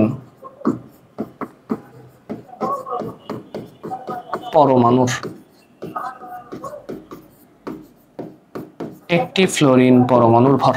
কিভাবে বের করব? এই যে আমি তো একটু আগে বলে দিলাম, ফ্লোরিন পরমাণুতে প্রোটন আছে কয়টা স্যার? 9টা। তাহলে এই যে 9 ইনটু একটা প্রোটনের ভর কত? এত। তাহলে 9 ইনটু এই যে 1.673 ইনটু 10 টু দি পাওয়ার -24, এই ভ্যালুটা গুণ করতে হবে না? একটা প্রোটনের ভর যদি এটা হয়, 9টা প্রোটনের ভর এটা এমন হবে আর কি। এই হচ্ছে ব্যাপার স্যাপার, এইটুকু ক্যালকুলেশন আর কি তোমাকে একটু করতে হবে। তাহলে এইটা যদি হয়, তাহলে এই ভ্যালুটার সাথে আর কাকে যোগ করবা? ওই যে নিউট্রন কয়টা আছে স্যার? 10টা। তাহলে 10 ইন্টু 1.675 ইন্টু 10 টু দি পাওয়ার কত? -24। এইটুকু হিসাব করলে একটা পরমাণুর ভর পেয়ে যাবে। হিসাব করে যে মানটা পাবা, তাহলে এটা হবে কি তোমার একটা ফ্লোরিন পরমাণুর ভর। আসো একটু হিসাব করি। 9 ইন্টু 1.673 ইন্টু 10 টু দি পাওয়ার -24, তাই না?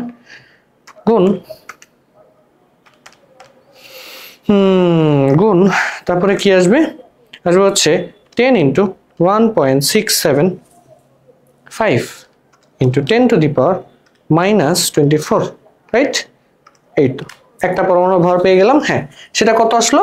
সেটা আসলো হচ্ছে কত? 2.52, হ্যাঁ, ইন্টু 10 টু দি পাওয়ার কত? -46, এই ভ্যালুটা, তাই তো? তাহলে একটা ফ্লোরিন পরমাণুর ভর পেয়ে গেছো। এখন তোমাকে জাস্ট কি করতে হবে? এই মানটাকে 2 দ্বারা গুণ করতে হবে, তাই না? তাহলে এই যে অ্যান্সারটা কি আসবে? তাহলে অ্যান্সার আসবে হচ্ছে এই ভ্যালুটাকে যখন তুমি 2 দ্বারা গুণ করবা, এই ভ্যালুটাকে তুমি জাস্ট কি করবা? একটা 2 দ্বারা গুণ করবা। গুণ করলে এখানে একটা ভ্যালু পাবা, তাই না? তাহলে এইটাকে জাস্ট 2 দ্বারা গুণ করে দিচ্ছি। হ্যাঁ, কত পেলাম? 5.04 ইন্টু 10 টু দি পাওয়ার কত? -46 গ্রাম। এই হচ্ছে একটা অণুর ভর। এই কনসেপ্টটা আপনাকে খুব ভালো মতো মাথায় রাখতে হবে। যখন এরকম টাইপের কোশ্চেন দেখবেন, তখন এই ভ্যালুগুলো মুখস্থ থাকা লাগবে এবং এই ভ্যালুগুলো ইউজ করে একটা পরমাণুর ভর বের করবেন। একটা পরমাণুর ভর জানলে অণুতে কয়টা পরমাণু আছে সেই সংখ্যাটা দ্বারা একটা পরমাণুর ভরকে গুণ করে দিবেন। গুণ করে দেওয়ার পরে যেটা আসবে ওইটাই তোমার অ্যান্সার। আশা করি তোমাকে বুঝাইতে পারছি। এবার আসো আমরা পরের কোশ্চেনে যাই। পরের কোশ্চেনটা কি? পরের কোশ্চেনটা হচ্ছে এই যে বিশেষ করে এই টাইপের ম্যাথটা, আগেরটা যদি নাও আসে, এইটা ধরো যে কোনো একটা বোর্ডে এবার আসছে, যে কোনো বোর্ডে আসবে, একদম গ্যারান্টি।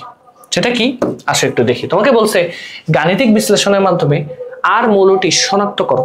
হ্যাঁ, এখন যখন তুমি দেখবা এরকম টাইপের কোশ্চেন বলছে যে কোনো একটা মৌল শনাক্ত করো এরকম কিছু ডেটা দিয়ে, তখন বুঝে নিবা যে মৌল শনাক্তকরণ মানেই হচ্ছে এখানে বেসিক্যালি তোমাকে প্রোটন সংখ্যা ফাইন্ড আউট করতে হবে। ঠিক আছে, প্রোটন সংখ্যা ফাইন্ড আউট করবো। এখন বলতে পারো স্যার কেন প্রোটন সংখ্যা ফাইন্ড আউট করবো? কারণটা কি? কারণটা হচ্ছে এই যে প্রোটন সংখ্যাই হচ্ছে কোনো মৌলের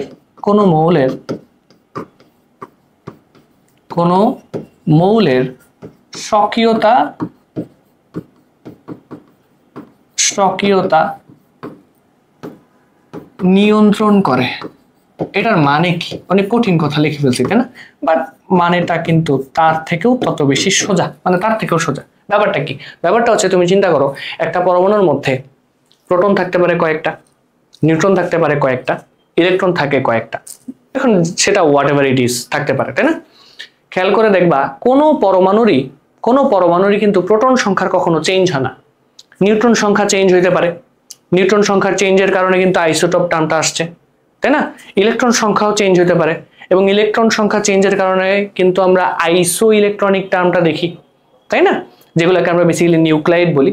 ওগুলা তোমরা আমার থিওরি ক্লাসটা যারা মানে করে আসতে চাও তারাও থিওরি ক্লাসে গিয়ে এটা দেখতে পারো। আমি থিওরি ক্লাসে এটা পড়াইছি বেসিক ক্লাসে। তো এখন যেহেতু সিকিউ ক্লাস ওই টপিকগুলোতে আমরা যাচ্ছি না, তো এখানে বেসিক্যালি তোমাকে যখনই বলবে মৌলটা শনাক্ত করো, তখন তোমার জানতে হবে স্যার যে এখানে প্রোটন সংখ্যা বের করতে হবে। এইটাই হচ্ছে তোমার টেকনিক। তাহলে তুমি কি জানো প্রোটন সংখ্যা? এখন দেখো তুমি ডাটাতেও দেখো, তোমার ডাটাতেও দেখো এই যে টিচাররা কিন্তু প্রোটন সংখ্যাটাকেই এই যে গ্যাপ রাখছে, আর বাকি সবকিছু দিয়ে দিছে, বাকি সবকিছু দিয়ে দিছে। জাস্ট আগের কনসেপ্ট, মানে আগে যে ম্যাথটা করলাম ওই ম্যাথটার রিভার্স কনসেপ্ট। এটা আগের কনসেপ্টে আমরা কি করছি, প্রোটন সংখ্যা নিউট্রন সংখ্যা এটা ইউজ করে আমরা নিউক্লিয়াসের ভর বের করছি। সেটা হয়েছে একটা পরমাণুর নিউক্লিয়াসের ভর, দেন 2 দ্বারা গুণ করে দিয়ে আমরা অণুর ভর বের করছি। এইখানে নিউক্লিয়াসের ভর দেওয়া আছে, নিউট্রন সংখ্যা দেওয়া আছে, তোমাকে প্রোটন সংখ্যা বের করতে হবে। তো এখন দেখো তুমি যে কোনো ম্যাথ করতে গেলেই যখন তুমি কোনো জিনিস জানো না তখন তো স্বাভাবিকভাবেই তোমাকে ধরে নিতে হয়, তাই না? আচ্ছা সলিউশনটা আমি এখানে করি। তাহলে এই হচ্ছে ধরো এখান থেকে সলিউশন শুরু করলাম, ঠিক আছে? তাহলে এই যদি সলিউশন শুরু করি, তাহলে এখন দেখো এখানে কি বলছে। এখানে বলছে যেহেতু আমি জানি না মৌলটা কি এবং আমাকে প্রোটন সংখ্যা বের করতে হবে, তাহলে আমি ধরে নেই যে ধরি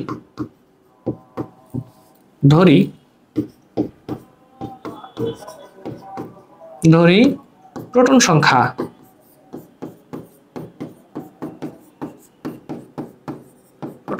কত?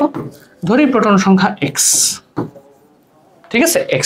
তাহলে এখন দেখো একটু আগে যে কনসেপ্টটা ইউজ করলাম সেই কনসেপ্টে আমি একটা ইকুয়েশন টাইপ লিখব। সেটা হচ্ছে প্রশ্ন মতে প্রোটন সংখ্যাকে x ধরে নিছি। তাহলে খেয়াল করো তো x ইনটু একটা প্রোটনের ভর কত ছিল মনে আছে? 1.673 ইনটু 10 টু দি পাওয়ার -24। তার মানে এটা কি টোটাল প্রোটনের ভর। আচ্ছা তাহলে এখানে এই মৌলটার মধ্যে যতগুলো প্রোটন আছে সবগুলা ভর এখানে আছে, প্লাস মৌলটার মধ্যে কয়টা নিউট্রন আছে? 16টা। তাহলে এই যে 16 ইনটু 1.675 ইনটু 10 টু দি পাওয়ার -24, তাই না? এই ভ্যালুটা কি মিন করে বলো তো স্যার? এই যে ভ্যালুটা মানে একটা মৌলের মধ্যে যতগুলো প্রোটন আছে, যতগুলো নিউট্রন আছে, তাদের মোট ভরকে এটা নিউক্লিয়াসের ভর বোঝায় না, তাই না? তাহলে খেয়াল করে দেখো এই ভ্যালুটা কিন্তু বেসিক্যালি হচ্ছে 5.1895 ইনটু 10 টু দি পাওয়ার কত? -23 গ্রাম। বুঝতে পারছো? এই হচ্ছে ব্যাপার স্যাপার। ক্লিয়ার? এটা যদি হয়, হ্যাঁ এটা যদি হয় তাহলে এখন তোমাকে হিসাব করতে হবে আর কি, হিসাব করতে হবে। তো হিসাবটা কি? এখন তোমাকে এখান থেকে x এর ভ্যালু ফাইন্ড আউট করতে হবে। তাহলে তুমি আগে এটা গুণ করবা, গুণ করে এখানে যে মানটা আসবে সেটা ওই পাশে যে মাইনাস করবা, মাইনাস করে তুমি x এর ভ্যালুটা বের করবা এখানে। তাহলে আমি যদি একবারে এখানে x এর ভ্যালুটা, আমি আশা করতেছি তোমরা এই এতটুকু ক্যালকুলেশন পারবা যে এখানে x ইকুয়ালস টু কি হবে বলো তো? বা আমি যাও তোমাদের জন্য আমি এটা করেই দিই আর কি, ঠিক আছে? প্যারা কি, সমস্যা নেই। তাহলে এখানে এই যে এইটা লিখবা, এই মানটা লিখবা, তাই না? প্লাস তুমি এটা আগে হিসাব করো, আসো হিসাব করো। হিসাব কি? 16 ইন্টু কত? 1.675 ইন্টু 10 টু দি পাওয়ার -24, তাই তো? আচ্ছা তুমি এখানে একটা ভ্যালু পাইছো কত? 2.68 into 10 to the power -23 is equals two এই ভ্যালু, তাই না? ইজ ইকুয়ালস টু এই ভ্যালু, তাই তো? এই তো ভ্যালু পাইছো। তাহলে এখন তোমাকে কি করতে হবে? এখন আমি এই পাশে একটু ইউজ করতেছি, জায়গাটা লাগবে। সেটা হচ্ছে এইখানে তোমাকে এখন যেটা করতে হবে সেটা হচ্ছে এখন এখান থেকে ওই যে x ইজ ইকুয়ালস টু এইটা মাইনাস এইটা ডিভাইডেড বাই এইটা লেখা যায়। তাহলে দেখো আমি লিখতে পারি যে x ইজ ইকুয়ালস টু কত? এই ভ্যালুটা কত? 1.673 ইন্টু 10 টু দি পাওয়ার -24। আচ্ছা আর ওইখানে 5.1895 ইন্টু 10 টু দি পাওয়ার -23। আচ্ছা এখান থেকে মাইনাস করবো 2.68 10 টু দি পাওয়ার -23, তাই তো? তাহলে এই ভ্যালুটা 5.1895 ইন্টু 10 টু দি পাওয়ার -23, এখান থেকে বিয়োগ করব অ্যান্সার করার পরে একটা ভ্যালু আসছে, সেটাকে আবার কি করব 1.673 দ্বারা ভাগ করব। 1.673 ইন্টু 10 টু দি পাওয়ার -24। ভ্যালুটা কত আসে? ভ্যালুটা আসা উচিত তুমি যদি ক্যালকুলেশন করে দেখো, তাহলে এখানে ক্যালকুলেশন করে আসে হচ্ছে 15। এটা আসবে কত? এটা আসবে হচ্ছে 15। কথা বুঝতে পারছো? এটা আসবে কত? এটা আসবে 15। ক্লিয়ার? তাহলে এই যে 15 মানে এটা কি বোঝাচ্ছে? 15 মানে বোঝাচ্ছে হচ্ছে এখানে মৌলটা, সুতরাং তুমি বলতে পারো সুতরাং মৌলটি কি ফসফরাস না? মৌলটি ফসফরাস, তাই তো? ফসফরাস, তাই না? এখন কি অণুর সংকেত লিখতে বলছে? আচ্ছা, তাহলে সংকেত যেহেতু লিখতে বলছে, ফসফরাসের সংকেত যেহেতু লিখতে বলছে, এই সংকেতটা কিন্তু P4, সংকেতটা হচ্ছে P4। এটা একটু মুখস্থ বা একটু মনে রাখতে হবে তোমাদেরকে যে ফসফরাস আসলে 4টা ফসফরাস পরমাণু একত্রে থেকে একটা অণু গঠন করে, এবং এইটার সংকেতটা হচ্ছে এরকম। তাহলে এইটাই হচ্ছে তোমাদের অ্যান্সার, এইটাই হচ্ছে তোমাদের অ্যান্সার। এই তো এরকম ভাবে তোমাকে ম্যাথটা করতে হবে। জাস্ট এটা কি আহামরি কঠিন ছিল? না, আহামরি কঠিন না। তোমাকে জাস্ট একটু ঠান্ডা মাথায় এখানে ক্যালকুলেশন করতে হবে। পারবা তুমি তোমার উপরে কনফিডেন্ট থাকো, নিজের উপরে কনফিডেন্ট থাকাটাই হচ্ছে সবচেয়ে ইম্পর্টেন্ট। পরের কোয়েশ্চেনটা দেখো। পরের কোয়েশ্চেন আমি এই টপিকটাকে রাখছি আপেক্ষিক পারমাণবিক ভর সম্পর্কিত, ঠিক আছে? এবং এই আপেক্ষিক পারমাণবিক ভরটাকে আমি সবচেয়ে বেশি ইম্পর্টেন্ট দিলাম ওই যে মৌল শনাক্তকরণ। এরপরে আমি এটাকে রাখলাম, হ্যাঁ, এটা হচ্ছে তোমাদের সেকেন্ড ইম্পর্টেন্ট টপিক। হ্যাঁ, সেটা কি? সেটা হচ্ছে আপেক্ষিক পারমাণবিক ভর। আচ্ছা, এই ম্যাথটা করার আগে আসো আমরা এটা ডিটেইলসটা একটু জেনে আসি। এখানে আমরা জাস্ট আগে এখান থেকে বেশি কিছু আসে না, সহজ কিছু কোয়েশ্চেন আসে, এবং এই সহজ কিছু কোয়েশ্চেনের টাইপগুলো যদি আমরা একটু ভাগ করে দেখি, তাহলেই মনে করো এখান থেকে তুমি যে কোনো ম্যাথ সলভ করতে পারবা। হ্যাঁ, যে কোনো ম্যাথ সলভ করতে পারবা। আসো তাহলে এখন এখানে কি বলছে আসলে এই আপেক্ষিক পারমাণবিক ভর। হ্যাঁ, আমি এটাকে সংক্ষেপে আপা ভর লিখলাম, ঠিক আছে? সংক্ষেপে আর কি। তোমরা ম্যাথ করার সময় কিন্তু অবশ্যই আপেক্ষিক পারমাণবিক ভরই লিখবা। এই আপেক্ষিক পারমাণবিক ভর সমান সমান, হ্যাঁ, সমান সমান কি? এটা একটা সূত্র যেটা তোমাদের বইতেই আছে। হ্যাঁ, এটা একটা খুবই ইম্পর্টেন্ট সূত্র। এই আপেক্ষিক পারমাণবিক ভরের কনসেপ্টটাকে যেভাবে বের করা যায় সেটা হচ্ছে তোমার যেই মৌলটার আপেক্ষিক পারমাণবিক ভর বের করতে বলবে সেটার একটি পরমাণুর ভর দেওয়া থাকা লাগবে, একটি পরমাণুর ভর এটা দেওয়া থাকা লাগবে। আর কার্বন 12 আইসোটোপের 1/12 অংশের ভর, এটা তোমার মুখস্থ থাকা লাগবে। এই ভ্যালুটা কত স্যার? এই ভ্যালুটা কত? এই ভ্যালুটা কিন্তু এই ভ্যালুটা দেখো, আমি তোমাদেরকে তোমাদের অনেকেরই এটা মনে থাকে না, তো আমি এটা একটু অন্যভাবে তোমাদেরকে দেখাই। এই ভ্যালুটা বের করার সবচেয়ে সহজ টেকনিক হচ্ছে, তুমি এই ভ্যালুটা মুখস্থ না রাখতে পারলেও তুমি তো অ্যাভোগাড্রো ভ্যালুটা অ্যাভোগাড্রো নাম্বারের ভ্যালুটা মুখস্থ রাখতে পারো, তাই না? তো এই অ্যাভোগাড্রো ভ্যালুকে তুমি 1 দ্বারা ডিভাইড করে দাও, তাহলে এই দেখো 1 divided by 6.023 into 10 to the power 23। এই ভ্যালু দ্বারা 1 ভাগ এটা দিলে তুমি দেখো এখানে একটা ভ্যালু পাচ্ছ, এবং এইটি হচ্ছে কার্বন 12 আইসোটোপের 1/12 অংশের ভর। তাহলে 1.66 ইন্টু 10 টু দি পাওয়ার -24 গ্রাম। এই ভ্যালুটা তোমাকে মুখস্থ রাখতে হবে, তাই না? তাহলে দেখো এখান থেকে এই কনসেপ্টটা থেকে তোমার কি আসে বলো তো? এই কনসেপ্টটা থেকে কি আসে? এই যে তোমাকে কোনো একটা মৌলের একটা পরমাণুর ভর দিয়ে দিবে, তোমাকে বলবে ওই মৌলটার আপেক্ষিক পারমাণবিক ভর নির্ণয় করো। তাহলে এইটা তোমার কোশ্চেনে দেওয়া থাকবে, এটা তোমার মুখস্থ মান, ভ্যালু বসাই দিবা, আপেক্ষিক পারমাণবিক ভর আসবে। হয়তো বা তোমাকে এটা বের করতে বলতে পারে, যে কোনো একটা মৌলের নাম বলে দিবে, মেনশন করে দিবে এই মৌলটার একটা পরমাণুর ভর বের করো। তো যেই মৌলটা মেনশন করে দিবে সেই মৌলটার পারমাণবিক ভর, আপেক্ষিক পারমাণবিক ভর পর্যায় সারণীর চ্যাপ্টার থেকে কি মুখস্থ রাখতে হবে না?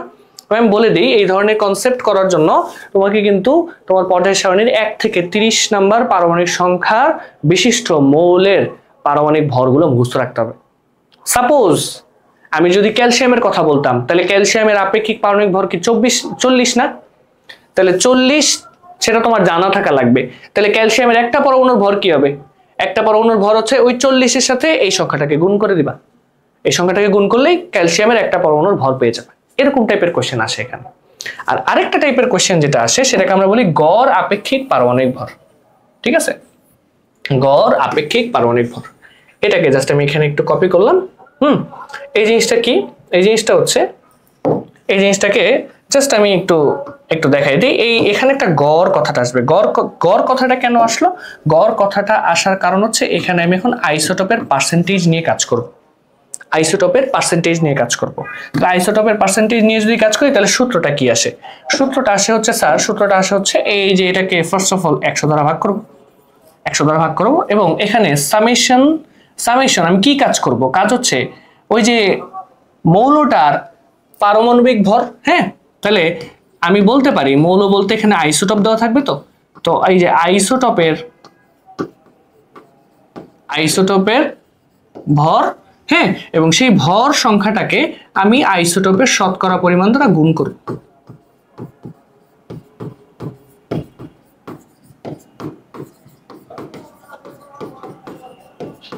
শতকরা পরিমাণ দ্বারা গুণ করব। এরকম ভাবে যতগুলো আইসোটোপ থাকবে ততগুলাটা গুণ করব, গুণ করে যোগ করব। সামেশন মানে তো বুঝো, এটা কিন্তু একটা ম্যাথমেটিক্যাল টার্ম। ঠিক আছে, এটা একটা ম্যাথমেটিক্যাল টার্ম। তাহলে এইটাকে একটু বড় করে দিই, এই যে মনে করো বড় করে দিলাম। আর এই 100টাকে মাঝে নিয়েছি, তাহলে দেখতে একটু সুন্দর লাগলো আর কি। ঠিক আছে, এই হচ্ছে সূত্র। এখন দেখো দুইটা কনসেপ্টই একটু তোমার কাছে আনক্লিয়ার থাকতে পারে, সমস্যা নেই। আসো আমরা ম্যাথ করার মাধ্যমে এই জিনিসটা ক্লিয়ার হয়ে যায়। ম্যাথ করার মাধ্যমে এই জিনিসটা ক্লিয়ার হবে। আসো, সেটা হচ্ছে এই যে ম্যাথটা দেখো। প্রত্যেকটা তোমার কাছে কি কি দেওয়া আছে দেখো। এক্স একটা আইসোটোপ, একটা মৌলের আইসোটোপ, সেটার পর্যাপ্ততা মানে প্রকৃতিতে কতটুকু পার্সেন্টেজ আকারে পাওয়া যায় সেটা তোমাকে কোশ্চেনে দিয়ে দিছে। তাহলে আমি একটু লিখি, ওরা যা যা বলছে সেগুলো দেখে দেখে আমরা একটু লিখি যে দেওয়া আছে। তাহলে দেওয়া আছে, কি দেওয়া আছে আসুন। তাহলে দেওয়া আছে হচ্ছে এক্স আইসোটোপ, সেটার হচ্ছে এই যে এক্স উপরে কি ভর সংখ্যা লেখা, এটা 32, এইটা প্রকৃতিতে পাওয়া যায় কত পার্সেন্ট? 95%। 95%। আচ্ছা, আরেকটা কি? আরেকটা হচ্ছে এক্স। এক্স কি বলছে? এক্স হচ্ছে 33, এক্স হচ্ছে 33, এটা পাওয়া যায় কত পার্সেন্ট? 0.75%। আর x34 এইটা পাওয়া যায় কত পার্সেন্ট? এটা পাওয়া যায় হচ্ছে 4.25%। এই পার্সেন্টেজ গুলো দিয়ে দিছে। তার মানে এখানে তোমাকে দেখো যে বলছে না, দেখো কোশ্চেনটাতে বলেই দিছে, দেখো এই যে একটা টার্ম বলেছে গড় আপেক্ষিক পারমাণবিক ভর নির্ণয় করো। আমি তো তোমাকে অলরেডি সূত্রটা দেখাই দিছি। সূত্রটা কি বলতো? আসো সূত্রটা আবার একটু লিখি। সূত্রটা হচ্ছে সিম্পলি তোমাকে কি করতে হবে আর কি, তোমাকে করতে হবে সেটা হচ্ছে এই যে তোমাকে পুরাটাকে 100 দ্বারা ভাগ করতে হবে। মানে সূত্রে 100 আছে তাই না? তাহলে এই যে মনে করো 100 লিখলাম, এটা তো সূত্রের 100। এখন দেখো তো আলটিমেটলি একটু বুঝো, এই যে হাইলাইটারটা নিলাম। এবার দেখো তোমাকে কি করতে বলছি, দেখো এই যে এই কনসেপ্টটাতে কি করতে বলছে? আইসোটোপের ভর আর ওই আইসোটোপটার শতকরা পরিমাণকে গুণ করতে বলছি না? তাহলে দেখো এখানে আইসোটোপের ভর কত? 32, এটার পরিমাণ কত? 95। এই দুটো গুণ করব, আবার তারপরে যোগ করব, যোগ কি করব? 33.75, তারপরে আবার যোগ করব, যোগ করে 34 ইন্টু 4.525 এই মানগুলো। এখন যদি এখানে 5টা আইসোটোপ থাকতো, 5টা আইসোটোপের ক্ষেত্রে এই কাজটা করতাম। তাহলে এবার আসো, তাহলে ম্যাথ যেই কথা সেই কাজ। ম্যাথটা কিভাবে করব? ম্যাথটা করতে হবে হচ্ছে এই যে 32 আইসোটোপের ভর তার সাথে পার্সেন্টেজ গুণ 95, শেষ। এই একটা জিনিস প্লাস 33 ইন্টু কত? 0.75। আচ্ছা, প্লাস এটা কি 34 ইন্টু কত? 4.25। এই তো এইটুকু কাজ করবা। এইটুকু কাজ যদি করতে পারো তাহলে দেখবা সব ইজি। ঠিক আছে, সব ইজি। তাহলে এই হচ্ছে তোমার হিসাব। ঠিক আছে, এই হচ্ছে হিসাব। এই তো, এখন তুমি জাস্ট ক্যালকুলেশন করো। এই ক্যালকুলেশনটা এখন তোমার পারা উচিত। চলো আমিও ক্যালকুলেশন করি। সেটা কি? সেটা হচ্ছে 32 ইন্টু 95 প্লাস 33 ইন্টু 0.75, তাই তো? হ্যাঁ, প্লাস 34 ইন্টু 4.25 ডিভাইডেড বাই কত? 100। কত আসছে দেখো, কত আসছে? 32 পয়েন্ট সামথিং। এই যে দেখো, তার মানে বুঝে যেতেছে এটা হচ্ছে অক্সিজেন। তাহলে 32.09। এবং এই যদি এরকম কোনো ভ্যালু আসে, তারপরে তুমি এই যে এইরকম চিহ্নটা দিবা, যে এইটাকে তুমি রাউন্ড ফিগারে 32 বলতে পারো। এবং এটাই হচ্ছে মৌলটার আপেক্ষিক পারমাণবিক ভর। সহজ না ম্যাথ? সহজ, খুব সহজ। ঠিক আছে, এই টাইপটা থেকে খুব সহজ। এইরকম ম্যাথ আসলে খুব সহজ। উদ্দীপক দেখো, উদ্দীপক এখানে একটা ছিল, বাট এই উদ্দীপকের কাজটা এই টাইপের ম্যাথে নাই। এই টাইপের ম্যাথে নাই, মানে এক্স মৌলটা তোমাকে বলে দিছে, যদিও এটা চ্যাপ্টার 4 এর একটা বেসিক। হ্যাঁ, এটার কাজ আসলে দেখো, চ্যাপ্টার 4টা এমন একটা চ্যাপ্টার যেটা তোমার সব জায়গাতেই কাজে লাগতেছে বেসিক্যালি, বুঝছো? এবার আসো আমরা পরের কোশ্চেনে যাই। তাহলে এটা আমরা এখান থেকে কনসেপ্টটা বুঝলাম। এখন আসে এই যে দেখো, এই এরকম টাইপের কোশ্চেন যে উদ্দীপকের ওয়াই মৌলটির একটি পরমাণুর ভর নির্ণয় করো। তাহলে এখন দেখো, এই একটি পরমাণুর ভর নির্ণয় যখন তোমাকে করতে বলছে, তাহলে এখন অবশ্যই তোমাকে আগে এখান থেকে ওয়াই মৌলটা ফাইন্ড আউট করে নিয়ে আসতে হবে। সহজ ব্যাপার তো। দেখো তো, আমরা ইলেকট্রন বিন্যাস তো জানি, তাই না? তাহলে ইলেকট্রন বিন্যাসে একটু চ্যাপ্টার 4 এর কনসেপ্ট চলে আসছে, বাট প্যারা নাই। দেখো, আমার অবস্থান বলে দিছে, তাই না? অবস্থান বলে দিচ্ছে। তাহলে অবস্থানটা কিভাবে হবে? তৃতীয় পর্যায়ে 17 নম্বর গ্রুপ। তৃতীয় পর্যায়ে 17 নম্বর গ্রুপ। তাহলে খেয়াল করে দেখো তো, ইলেকট্রন বিন্যাসটা এমন হওয়া উচিত না যে এটা হবে 1s2 2s2 3s2, আর এটা কিন্তু দেখো 3p আর 2s2 2p6 হবে তো, সরি 2s2 2p6, তারপরে কি 3s2 3p কত 5। কেন 5 দিলাম? কারণ আমার ওই যে ওইভাবে মিলাইতে হবে। তো কারণ হচ্ছে আমরা একটা মৌলের ইলেকট্রন বিন্যাস থেকে মৌলের পর্যায় সারণীতে অবস্থান কিভাবে নির্ণয় করি? ওর শেষ কক্ষপথ দেখে। তাহলে এই যে এইখান থেকেই তো সবকিছু বের করবো, তাই না? তাহলে ওর শেষ কক্ষপথ কত? 3। এখানে শেষ কক্ষপথ কত? 3।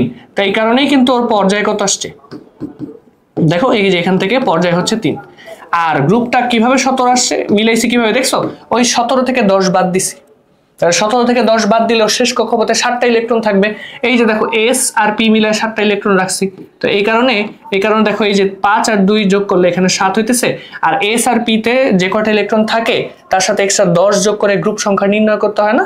এই কনসেপ্টটা জাস্ট তোমার চ্যাপ্টার 4 থেকে একটু অ্যাপ্লাই করছে। তাহলে এখান থেকে কিন্তু তুমি পাইলা 17 নম্বর গ্রুপ। এটা তোমার বেসিক।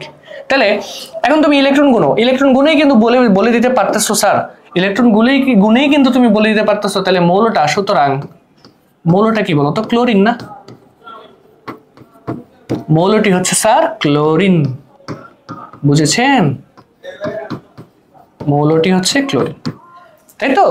এখন মনে করো চ্যাপ্টার 4 এ ক্লোরিনের আপেক্ষিক পারমাণবিক ভর কত ছিল? 35.5 না? এই ভ্যালুটা তোমাকে একটু মনে রাখতে হবে। এটা মনে রাখলেই ম্যাথ পারবা। কিভাবে? আসো দেখাই দিই। তাহলে ব্যাপারটা কি দাঁড়ালো? তাহলে এইটাকে আমি একটু সাইডে নিয়ে যাই। এই কোর কনসেপ্টটুকু তোমার কিন্তু মাথায় রাখা লাগবে। ওই যে চ্যাপ্টার 4 আবার আসছে, দেখছো? তাহলে মানে বেসিক্যালি এইটা আসলে খুবই ইম্পর্টেন্ট একটা চ্যাপ্টার। সমস্যা নেই, আমরা আজকে তো চ্যাপ্টার 3 দিয়ে শুরু করলাম, পরের ক্লাসেই আমরা চ্যাপ্টার 4 এর কনসেপ্টটা রিভিউ করব। তখন দেখবা ওখানে কি কি টাইপের সিকিউ টপিক আসে সেটা এক্সপ্লেন করার সময় কিন্তু ওই যে মৌলের অবস্থান নির্ণয় টপিকটা চলে আসবে। ঠিক আছে? তো সেই ক্লাসটা দেখার আমন্ত্রণ জানাইলাম। ঠিক আছে, দেখে নিবা অবশ্যই। তাহলে একটা পরমাণুর ভর আসলে কি বলছে? আমরা তো একটু আগে লিখছি যে এই যে আপা ভর মানে আপেক্ষিক পারমাণবিক ভর। তাহলে আপেক্ষিক পারমাণবিক ভর সমান সমান, হ্যাঁ সমান সমান কি বলছে? সমান সমান বলছে হচ্ছে যে ওই যে কার্বন 12 আইসোটোপের 1/12 অংশের ভর। তাহলে কার্বন 12 আইসোটোপের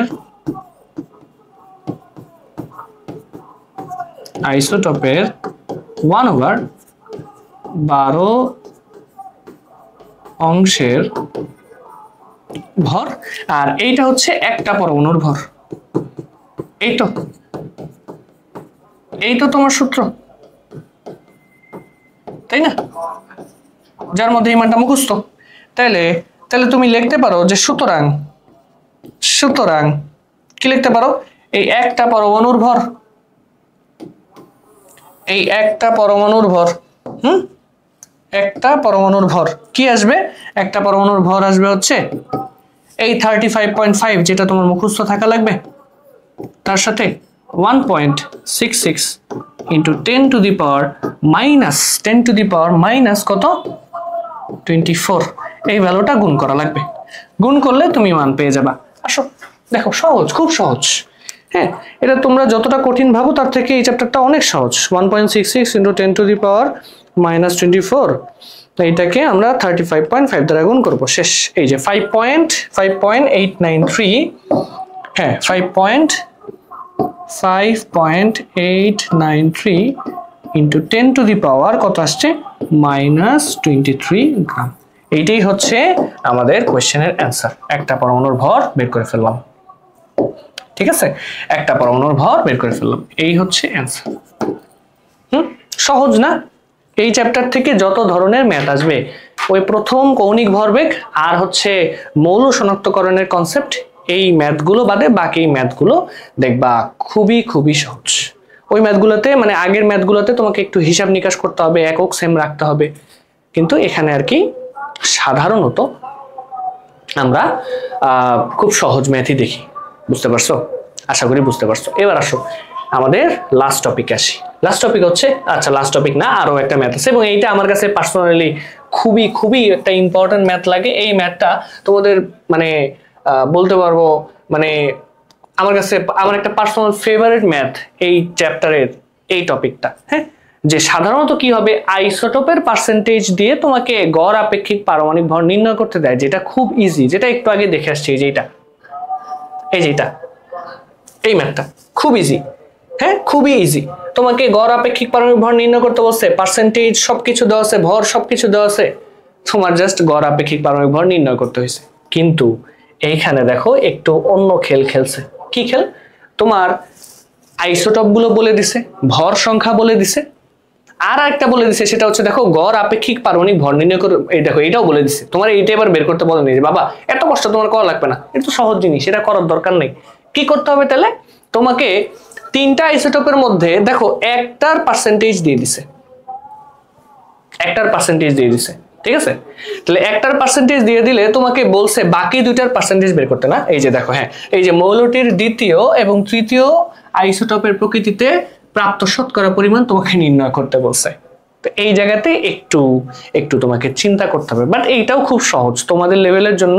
হ্যাঁ, যারা বীজগণিতটা খুব ভালো পারো, কনসেপ্টটা ক্লিয়ার থাকলে এটা খুব খুব সহজ ব্যাপার। কি সেটা? সেটা হচ্ছে আসো দেখো তোমার কি কি দেওয়া আছে। তোমার দেওয়া আছে হচ্ছে হাইড্রোজেন, হাইড্রোজেন হাইড্রোজেন কত 1 আর 1, এটা হচ্ছে প্রোটিয়াম, তাই না? এই প্রোটিয়ামের ভরটা মানে প্রোটিয়ামের পার্সেন্টেজটা দেওয়া আছে। আচ্ছা আজান শেষ হলে শুরু করি। হ্যাঁ, আচ্ছা দেখো এটা আজান শেষ, তো এটা হচ্ছে প্রোটিয়ামের সংকেত, তাই না? হাইড্রোজেন, এটাকে আমরা প্রোটিয়াম বলি এই আইসোটোপটাকে। তো এটার পার্সেন্টেজ কত দাও? এটার পার্সেন্টেজ দেওয়া হচ্ছে স্যার 99.98%, এটা দাও, ঠিক আছে? এটা পার্সেন্টেজ দেওয়া এবং আলটিমেটলি কি বলছে, আর বাকিগুলো যেহেতু জানি না তাহলে আমি চলো একটু ধরে নিই। তাহলে এই ভ্যালুটা এইটাকে জাস্ট আমি এইটা তিনটা নিয়ে নিই, এগুলো আমাকে ধরে নিতে হবে, তাই না? তাহলে এগুলো ধরে নিতে হবে। আসো তাহলে এটা যদি ধরে নিতে হয় তাহলে ব্যাপারটা কি থাকে? ব্যাপারটা থাকে হচ্ছে এই জায়গাতে একটু চেঞ্জ করতে হবে, সেটা হচ্ছে এইটা হবে 2, এটা হবে 3, তাই না? তাহলে এই যে এটা হবে ডিউটেরিয়াম আর এটা হবে ট্রিটিয়াম, তাই তো? এই যদি হয় ব্যাপার, তাহলে এখন এটার পার্সেন্টেজ যেহেতু জানি না, আমি ধরে নিই x%, এটার পার্সেন্টেজ এত, এটার পার্সেন্টেজ এত, প্যারা নেই তো, সমস্যা নেই তো। আসো এবার খেয়াল করে দেখো তো, আমরা 100 দ্বারা বারবার ভাগ করতেছিলাম না? তার মানে অবশ্যই কোনো মৌলের যতগুলো আইসোটোপ প্রকৃতিতে বিদ্যমান সবগুলোকে সাম আপ করলে ওটার পার্সেন্টেজ 100% হবে। তাহলে অবশ্যই তিনটার পার্সেন্টেজ 100 হবে। তাহলে দেখো এইটাকে যেহেতু x ধরছি, তাহলে এটার পার্সেন্টেজটা কত হইলো? তাহলে এটার পার্সেন্টটা কি 100 থেকে এই 99.98 প্লাস x, এই পার্সেন্টেজটা তুমি যদি বাদ দাও তাইলে কি তুমি এখানে এটার পার্সেন্টেজ পাবা না?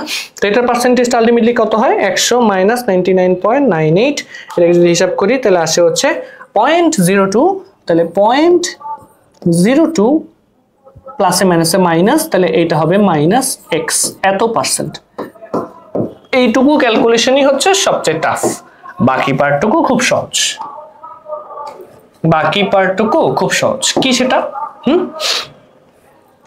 ওই যে সেম ভাবে তোমার যেহেতু আপেক্ষিক পারমাণবিক ভর দিয়ে দিছে, সেটা হচ্ছে তুমি লিখবা যে প্রশ্ন মতে সেটা কি এক্স না সরি, তোমার যেটা দেওয়া আছে সেটা হচ্ছে আপেক্ষিক পারমাণবিক ভর 1.00025 ইজ ইকুয়ালস টু আলটিমেটলি কি দাঁড়াইলো? আলটিমেটলি দাঁড়াইলো এই তো এই গড় আপেক্ষিক পারমাণবিক ভর সমান সমান কত? এই যে 100 ডিভাইডেড মানে 100 ভাগ থাকবে এখন পার্সেন্টেজ, তাহলে এই যে 99.9 ইনটু 99.9 ইনটু 1 98 ইনটু কত 1, ওই যে পার্সেন্টেজ ভর গুণ করতেছি। সেম ভাবে x ইনটু 2, তার মানে এখানে আসতেছে টুয়াইস x প্লাস এইটা আসতেছে হচ্ছে 0.02 মাইনাস x 0.02 মাইনাস x, তাই না, ইনটু 3, তাহলে এইটা এই যে ইনটু 3, তাই তো। এইখান থেকে তুমি যখন ক্যালকুলেশন করবা, তাহলে ক্যালকুলেশন করার জন্য তোমাকে কি করতে হবে? এই 100টাকে এই পাশে নিয়ে আসতে হবে। তাহলে তুমি ক্যালকুলেশন করো, তাহলে 1.00 হ্যাঁ কি করি 1.00025 ইন্টু 100 হিসাব করলে এটা আসে 100.025, তাই না? ক্যালকুলেশন মিস্টেক করা যাবে না। 100.025 আর তাহলে এইটা হিসাব করলে কত থাকে দেখো, এইটা হিসাব করলে টুয়াইস এক্স, তাহলে এইটা থাকে 99.98, তারপরে এটা থাকে প্লাস 2x, ওইখানে থাকে হচ্ছে মাইনাস 3x, আর হচ্ছে আর কত থাকে, আর হচ্ছে প্লাস 0.06, ওই গুণ করে দিলাম আর কি 3 দ্বারা। তাহলে ব্যাপারটা কি দাঁড়াইলো?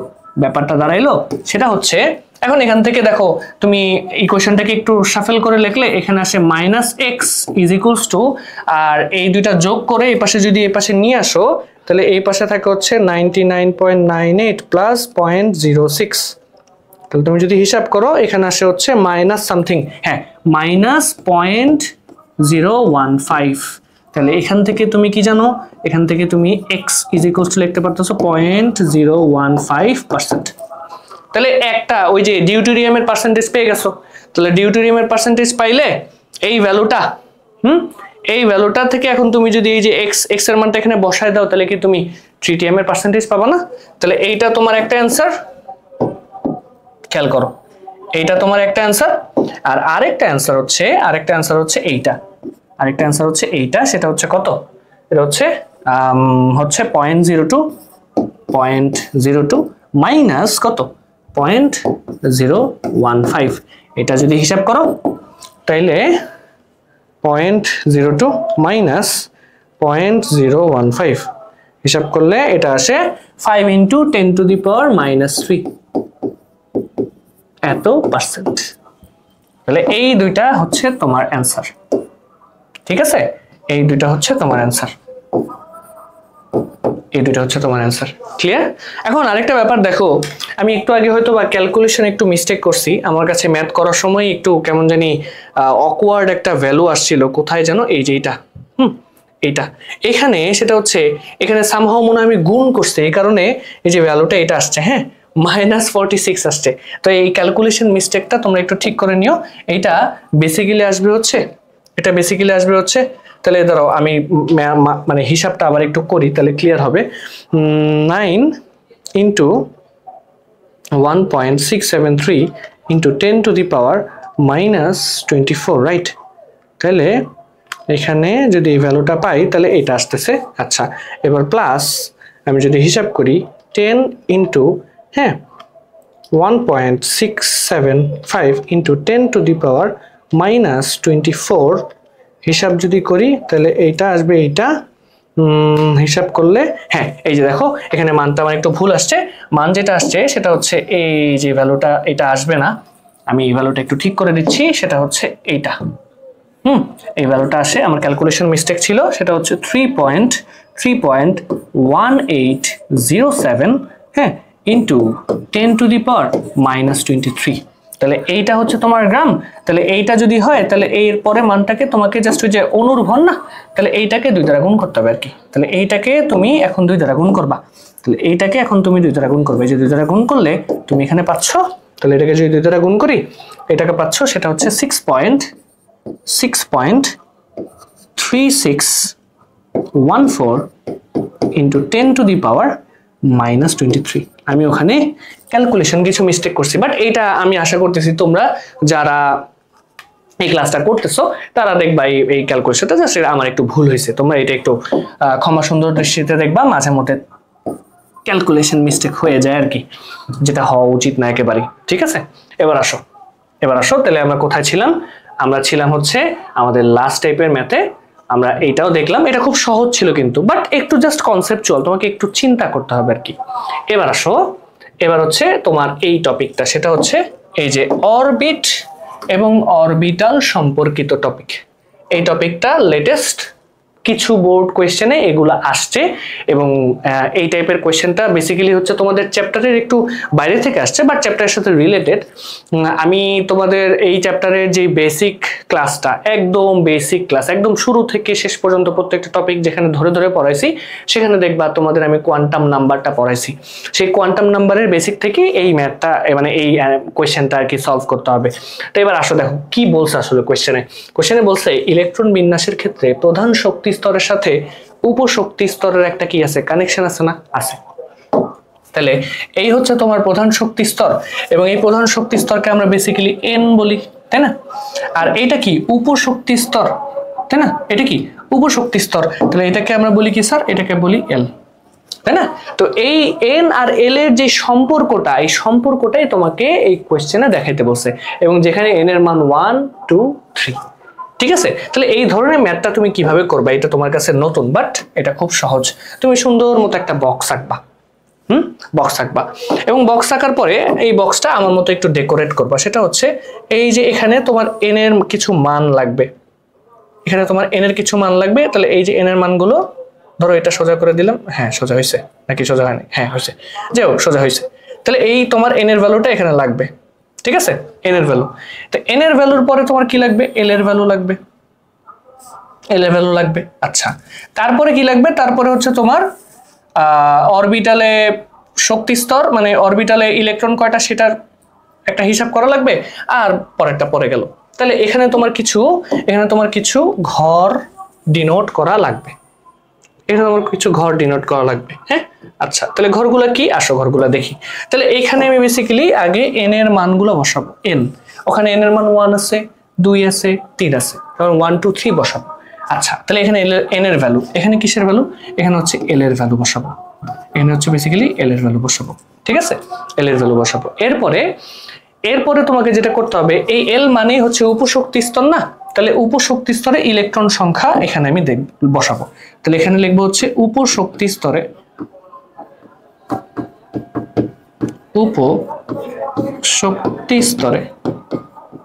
ইলেকট্রন সংখ্যা, এটা লিখবো। হ্যাঁ, আর এরপরে লিখবো হচ্ছে প্রধান শক্তি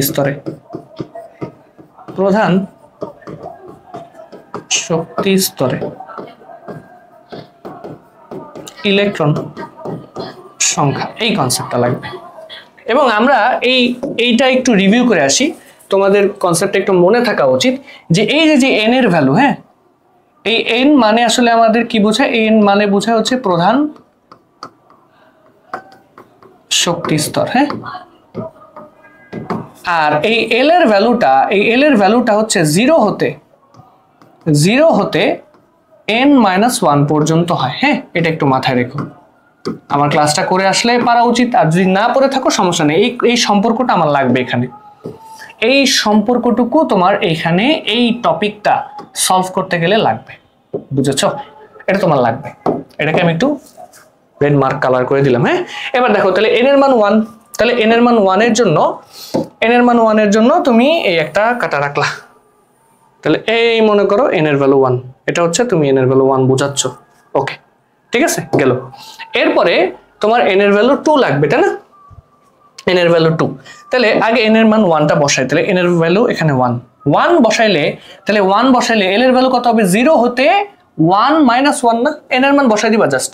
তাহলে 1 - 1 মানে তো 0, তার মানে একটাই তো সংখ্যা থাকতেছে। তাহলে এন এর মান যখন 1 তখন এল এর মানটা হচ্ছে 0। এইটা হচ্ছে মোস্ট ইম্পর্টেন্ট পার্ট। এন এর মান যখন 1, এল এর মান তখন 0। যদি এল এর মান তখন 0 হয় তাহলে এটা দ্বারা আসলে আমাদেরকে কি বুঝাইতে চাইতেছে স্যার? এটা দ্বারা আমাদেরকে স্যার বুঝাইতে চাইতেছে এটা হচ্ছে 1s, এটা হচ্ছে 1s উপশক্তি স্তর, বুঝছো? 1s উপশক্তি স্তর। এবার আসো, n এর ভ্যালু যখন 2, n এর ভ্যালু যখন কত? 2, তখন l এর ভ্যালুটা কি 0 থেকে 2 - 1 পর্যন্ত না? বুঝছো? 0 থেকে 2 - 1, তাহলে 0 হতে 2 - 1 মানে কত? 1 না? 1। তাহলে 0 আর 1, তাহলে n যখন 2 l এর মান হবে 0 আর 1। তাহলে n যখন 2 l এর মান তুমি দুইটা পাইতেছো, একটা হচ্ছে 0 পাইতেছো আর একটা হচ্ছে 1 পাইতেছো। এইখানে একটু মাথায় রাখতে হবে, ঠিক আছে? এখানে একটু মাথায় রাখতে হবে। তাহলে একটা হচ্ছে 0 পাচ্ছ আর একটা হচ্ছে কি পাচ্ছ? 1 পাচ্ছ। হ্যাঁ, এইটা একটু তোমাকে মাথায় রাখতে হবে, এটা একটু মাথায় রাখতে হবে। গেল? হ্যাঁ, এটা মাথায় রাখতে হবে। এবার আসো, তাহলে ব্যাপারটা কি দাঁড়ালো? ব্যাপারটা দাঁড়ালো হচ্ছে তাহলে এই 1 মানে কি বোঝায়? এই 1 মানে আমাদেরকে বোঝায়, এইটা মানে কি? এটা মানে হচ্ছে 2s, আর এটা মানে কি? 2p। ক্লিয়ার? 2p সহজ হিসাব তো, তাই না? তাহলে এইটাকে তুমি জাস্ট এই মানে 2 নম্বর কক্ষপথে তুমি n আর l এর মান এগুলোই পাবা, এই কারণে এটাকে এভাবে দেখাই দিচ্ছি। এটাকে এভাবে দেখাই দিচ্ছি। ক্লিয়ার? হ্যাঁ, ক্লিয়ার। এবার আসো, তাহলে গেল, এটা গেল। তাহলে এবার আসো, উপশক্তি স্তরের ইলেকট্রন সংখ্যা s এ কয়টা ইলেকট্রন থাকে বলো তো? এখন যেটা যেই এসি হোক, s এ কয়টা ইলেকট্রন থাকে? 2টা। তাহলে 2টা। তাহলে এই s এও কয়টা ইলেকট্রন থাকবে? 2টা। p তে কয়টা থাকে? 6টা। p তে কয়টা থাকে? p তে থাকে 6টা, তাই তো? p তে থাকে স্যার কয়টা? p তে থাকে 6টা। p তে থাকে 6টা কিলো। আচ্ছা, যাই হোক, এখান থেকে আমি তাহলে এইটাকে একটু টেনে দিই। তাহলে পিতে থাকে 6টা, তাহলে পিতে থাকে 6টা, এই হচ্ছে 6টা, ঠিক আছে? 6টা। তাহলে প্রধান শক্তি স্তরে, তাহলে এইখানে 1 নম্বর শক্তি স্তরে ওই যে সর্বোচ্চ 2টা ইলেকট্রনই থাকে না? তাহলে এই যে 2, ঠিক আছে? আচ্ছা, তাহলে 2 নম্বর শক্তি স্তরে টোটাল কয়টা? 8টা। ওই যে দেখো 2n² থিওরিতে কিন্তু মিলে যাচ্ছে। তাহলে এইখানে টোটাল থাকবে হচ্ছে 8টা। এই হচ্ছে ব্যাপার স্যাপার এখানে, বুঝেছো? এই হচ্ছে তোমার ব্যাপার স্যাপার, এটা তোমাকে মাথায় রাখতে হবে। ক্লিয়ার? গেল। তাহলে এবার আসো, n এর মান যখন 3 বসবা, n এর মান যখন 3 বসাবা, তখন l এর মান কত আসবে স্যার? l এর মান তো 3টা আসবে। কয়টা আসবে? 3টা। 3টা কি কি? 3টা আসবে হচ্ছে 0, 1 আর 2। সূত্রে বসায় দাও। 0 হতে 3 - 1, 3 - 1 মানে 2 পর্যন্ত। তো 0 হতে 2 পর্যন্ত আসলে কি মিন করে? 0, 1, 2, তাই না? তাহলে এই যে l এর মান যখন 3, l এর মান তখন তুমি একটা পাচ্ছ 0, আরেকটা পাচ্ছ 1, আরেকটা পাচ্ছ 2। তাহলে 0 যখন পাইতেছো তখন এটা একটা পাবা, এখানে একটা ভ্যালু পাবা, তাই না? 0 যখন পাইতেছো তখন এখানে একটা ভ্যালু পাবা। আচ্ছা, তাহলে এইটা যখন পাইতেছো 1 পাইলে এখানে একটা ভ্যালু পাবা, তাই তো? এই হচ্ছে ব্যাপার। তাহলে আলটিমেটলি 0 মানে কি? এই 0 মানে এটা হচ্ছে 3s, একটু কিন্তু দেখালাম। 1 মানে এটা কি? 3p। 2 মানে এটা হচ্ছে 3d, ঠিক আছে? তাহলে 0তে মানে s এ কয়টা ইলেকট্রন থাকে স্যার? s এ থাকে স্যার 2টা। আচ্ছা, p তে একটু আগে দেখলাম 6টা, d তে স্যার কয়টা? 10টা। তাহলে টোটাল কয়টা হইলো? টোটাল সাম আপ করলে তুমি এখানে পাচ্ছ 18টা। এইটাই হচ্ছে তোমার কাছে জানতে চাইছে, এইটুকু কোয়েশ্চেনই তোমার কাছে জানতে চাইছে।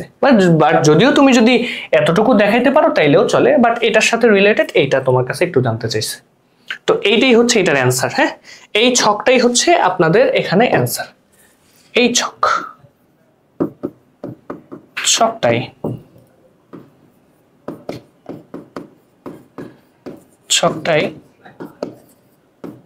হচ্ছে অ্যান্সার। আমি আশা করতেছি এই কোয়েশ্চেনটাতে কারো কোনো সমস্যা নেই। জাস্ট একটু এই 2টা টার্ম তোমাকে একটু মুখস্থ থাকতে হবে, মনে রাখতে হবে বেসিক্যালি।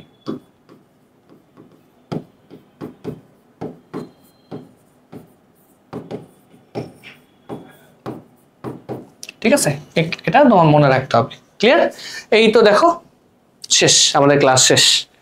তো এখানে জাস্ট একটা মোটিভেশন হিসেবে রাখছি, যেহেতু তোমরা একটা আমার সাথে একটা সিরিজ শুরু করতে যাচ্ছ এবং এই সিরিজে আমি তোমাকে বলতেছি, গ্যারান্টি দিচ্ছি, আমার সাথে তুমি প্রত্যেকটা ক্লাস করলে এইখান থেকেই তুমি তোমার বোর্ড এক্সামে সকল কিছু কমন পাবা।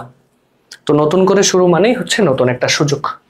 যারা এই চ্যাপ্টারটাতে দুর্বল তারা আমার এই ক্লাস করার মাধ্যমে আমি ইনশাআল্লাহ আমি আশাবাদী যে তোমাদের সকল সিকিউ এখান থেকে যা যা আসবে এই চ্যাপ্টার থেকে তোমরা সব পারবা। ঠিক আছে?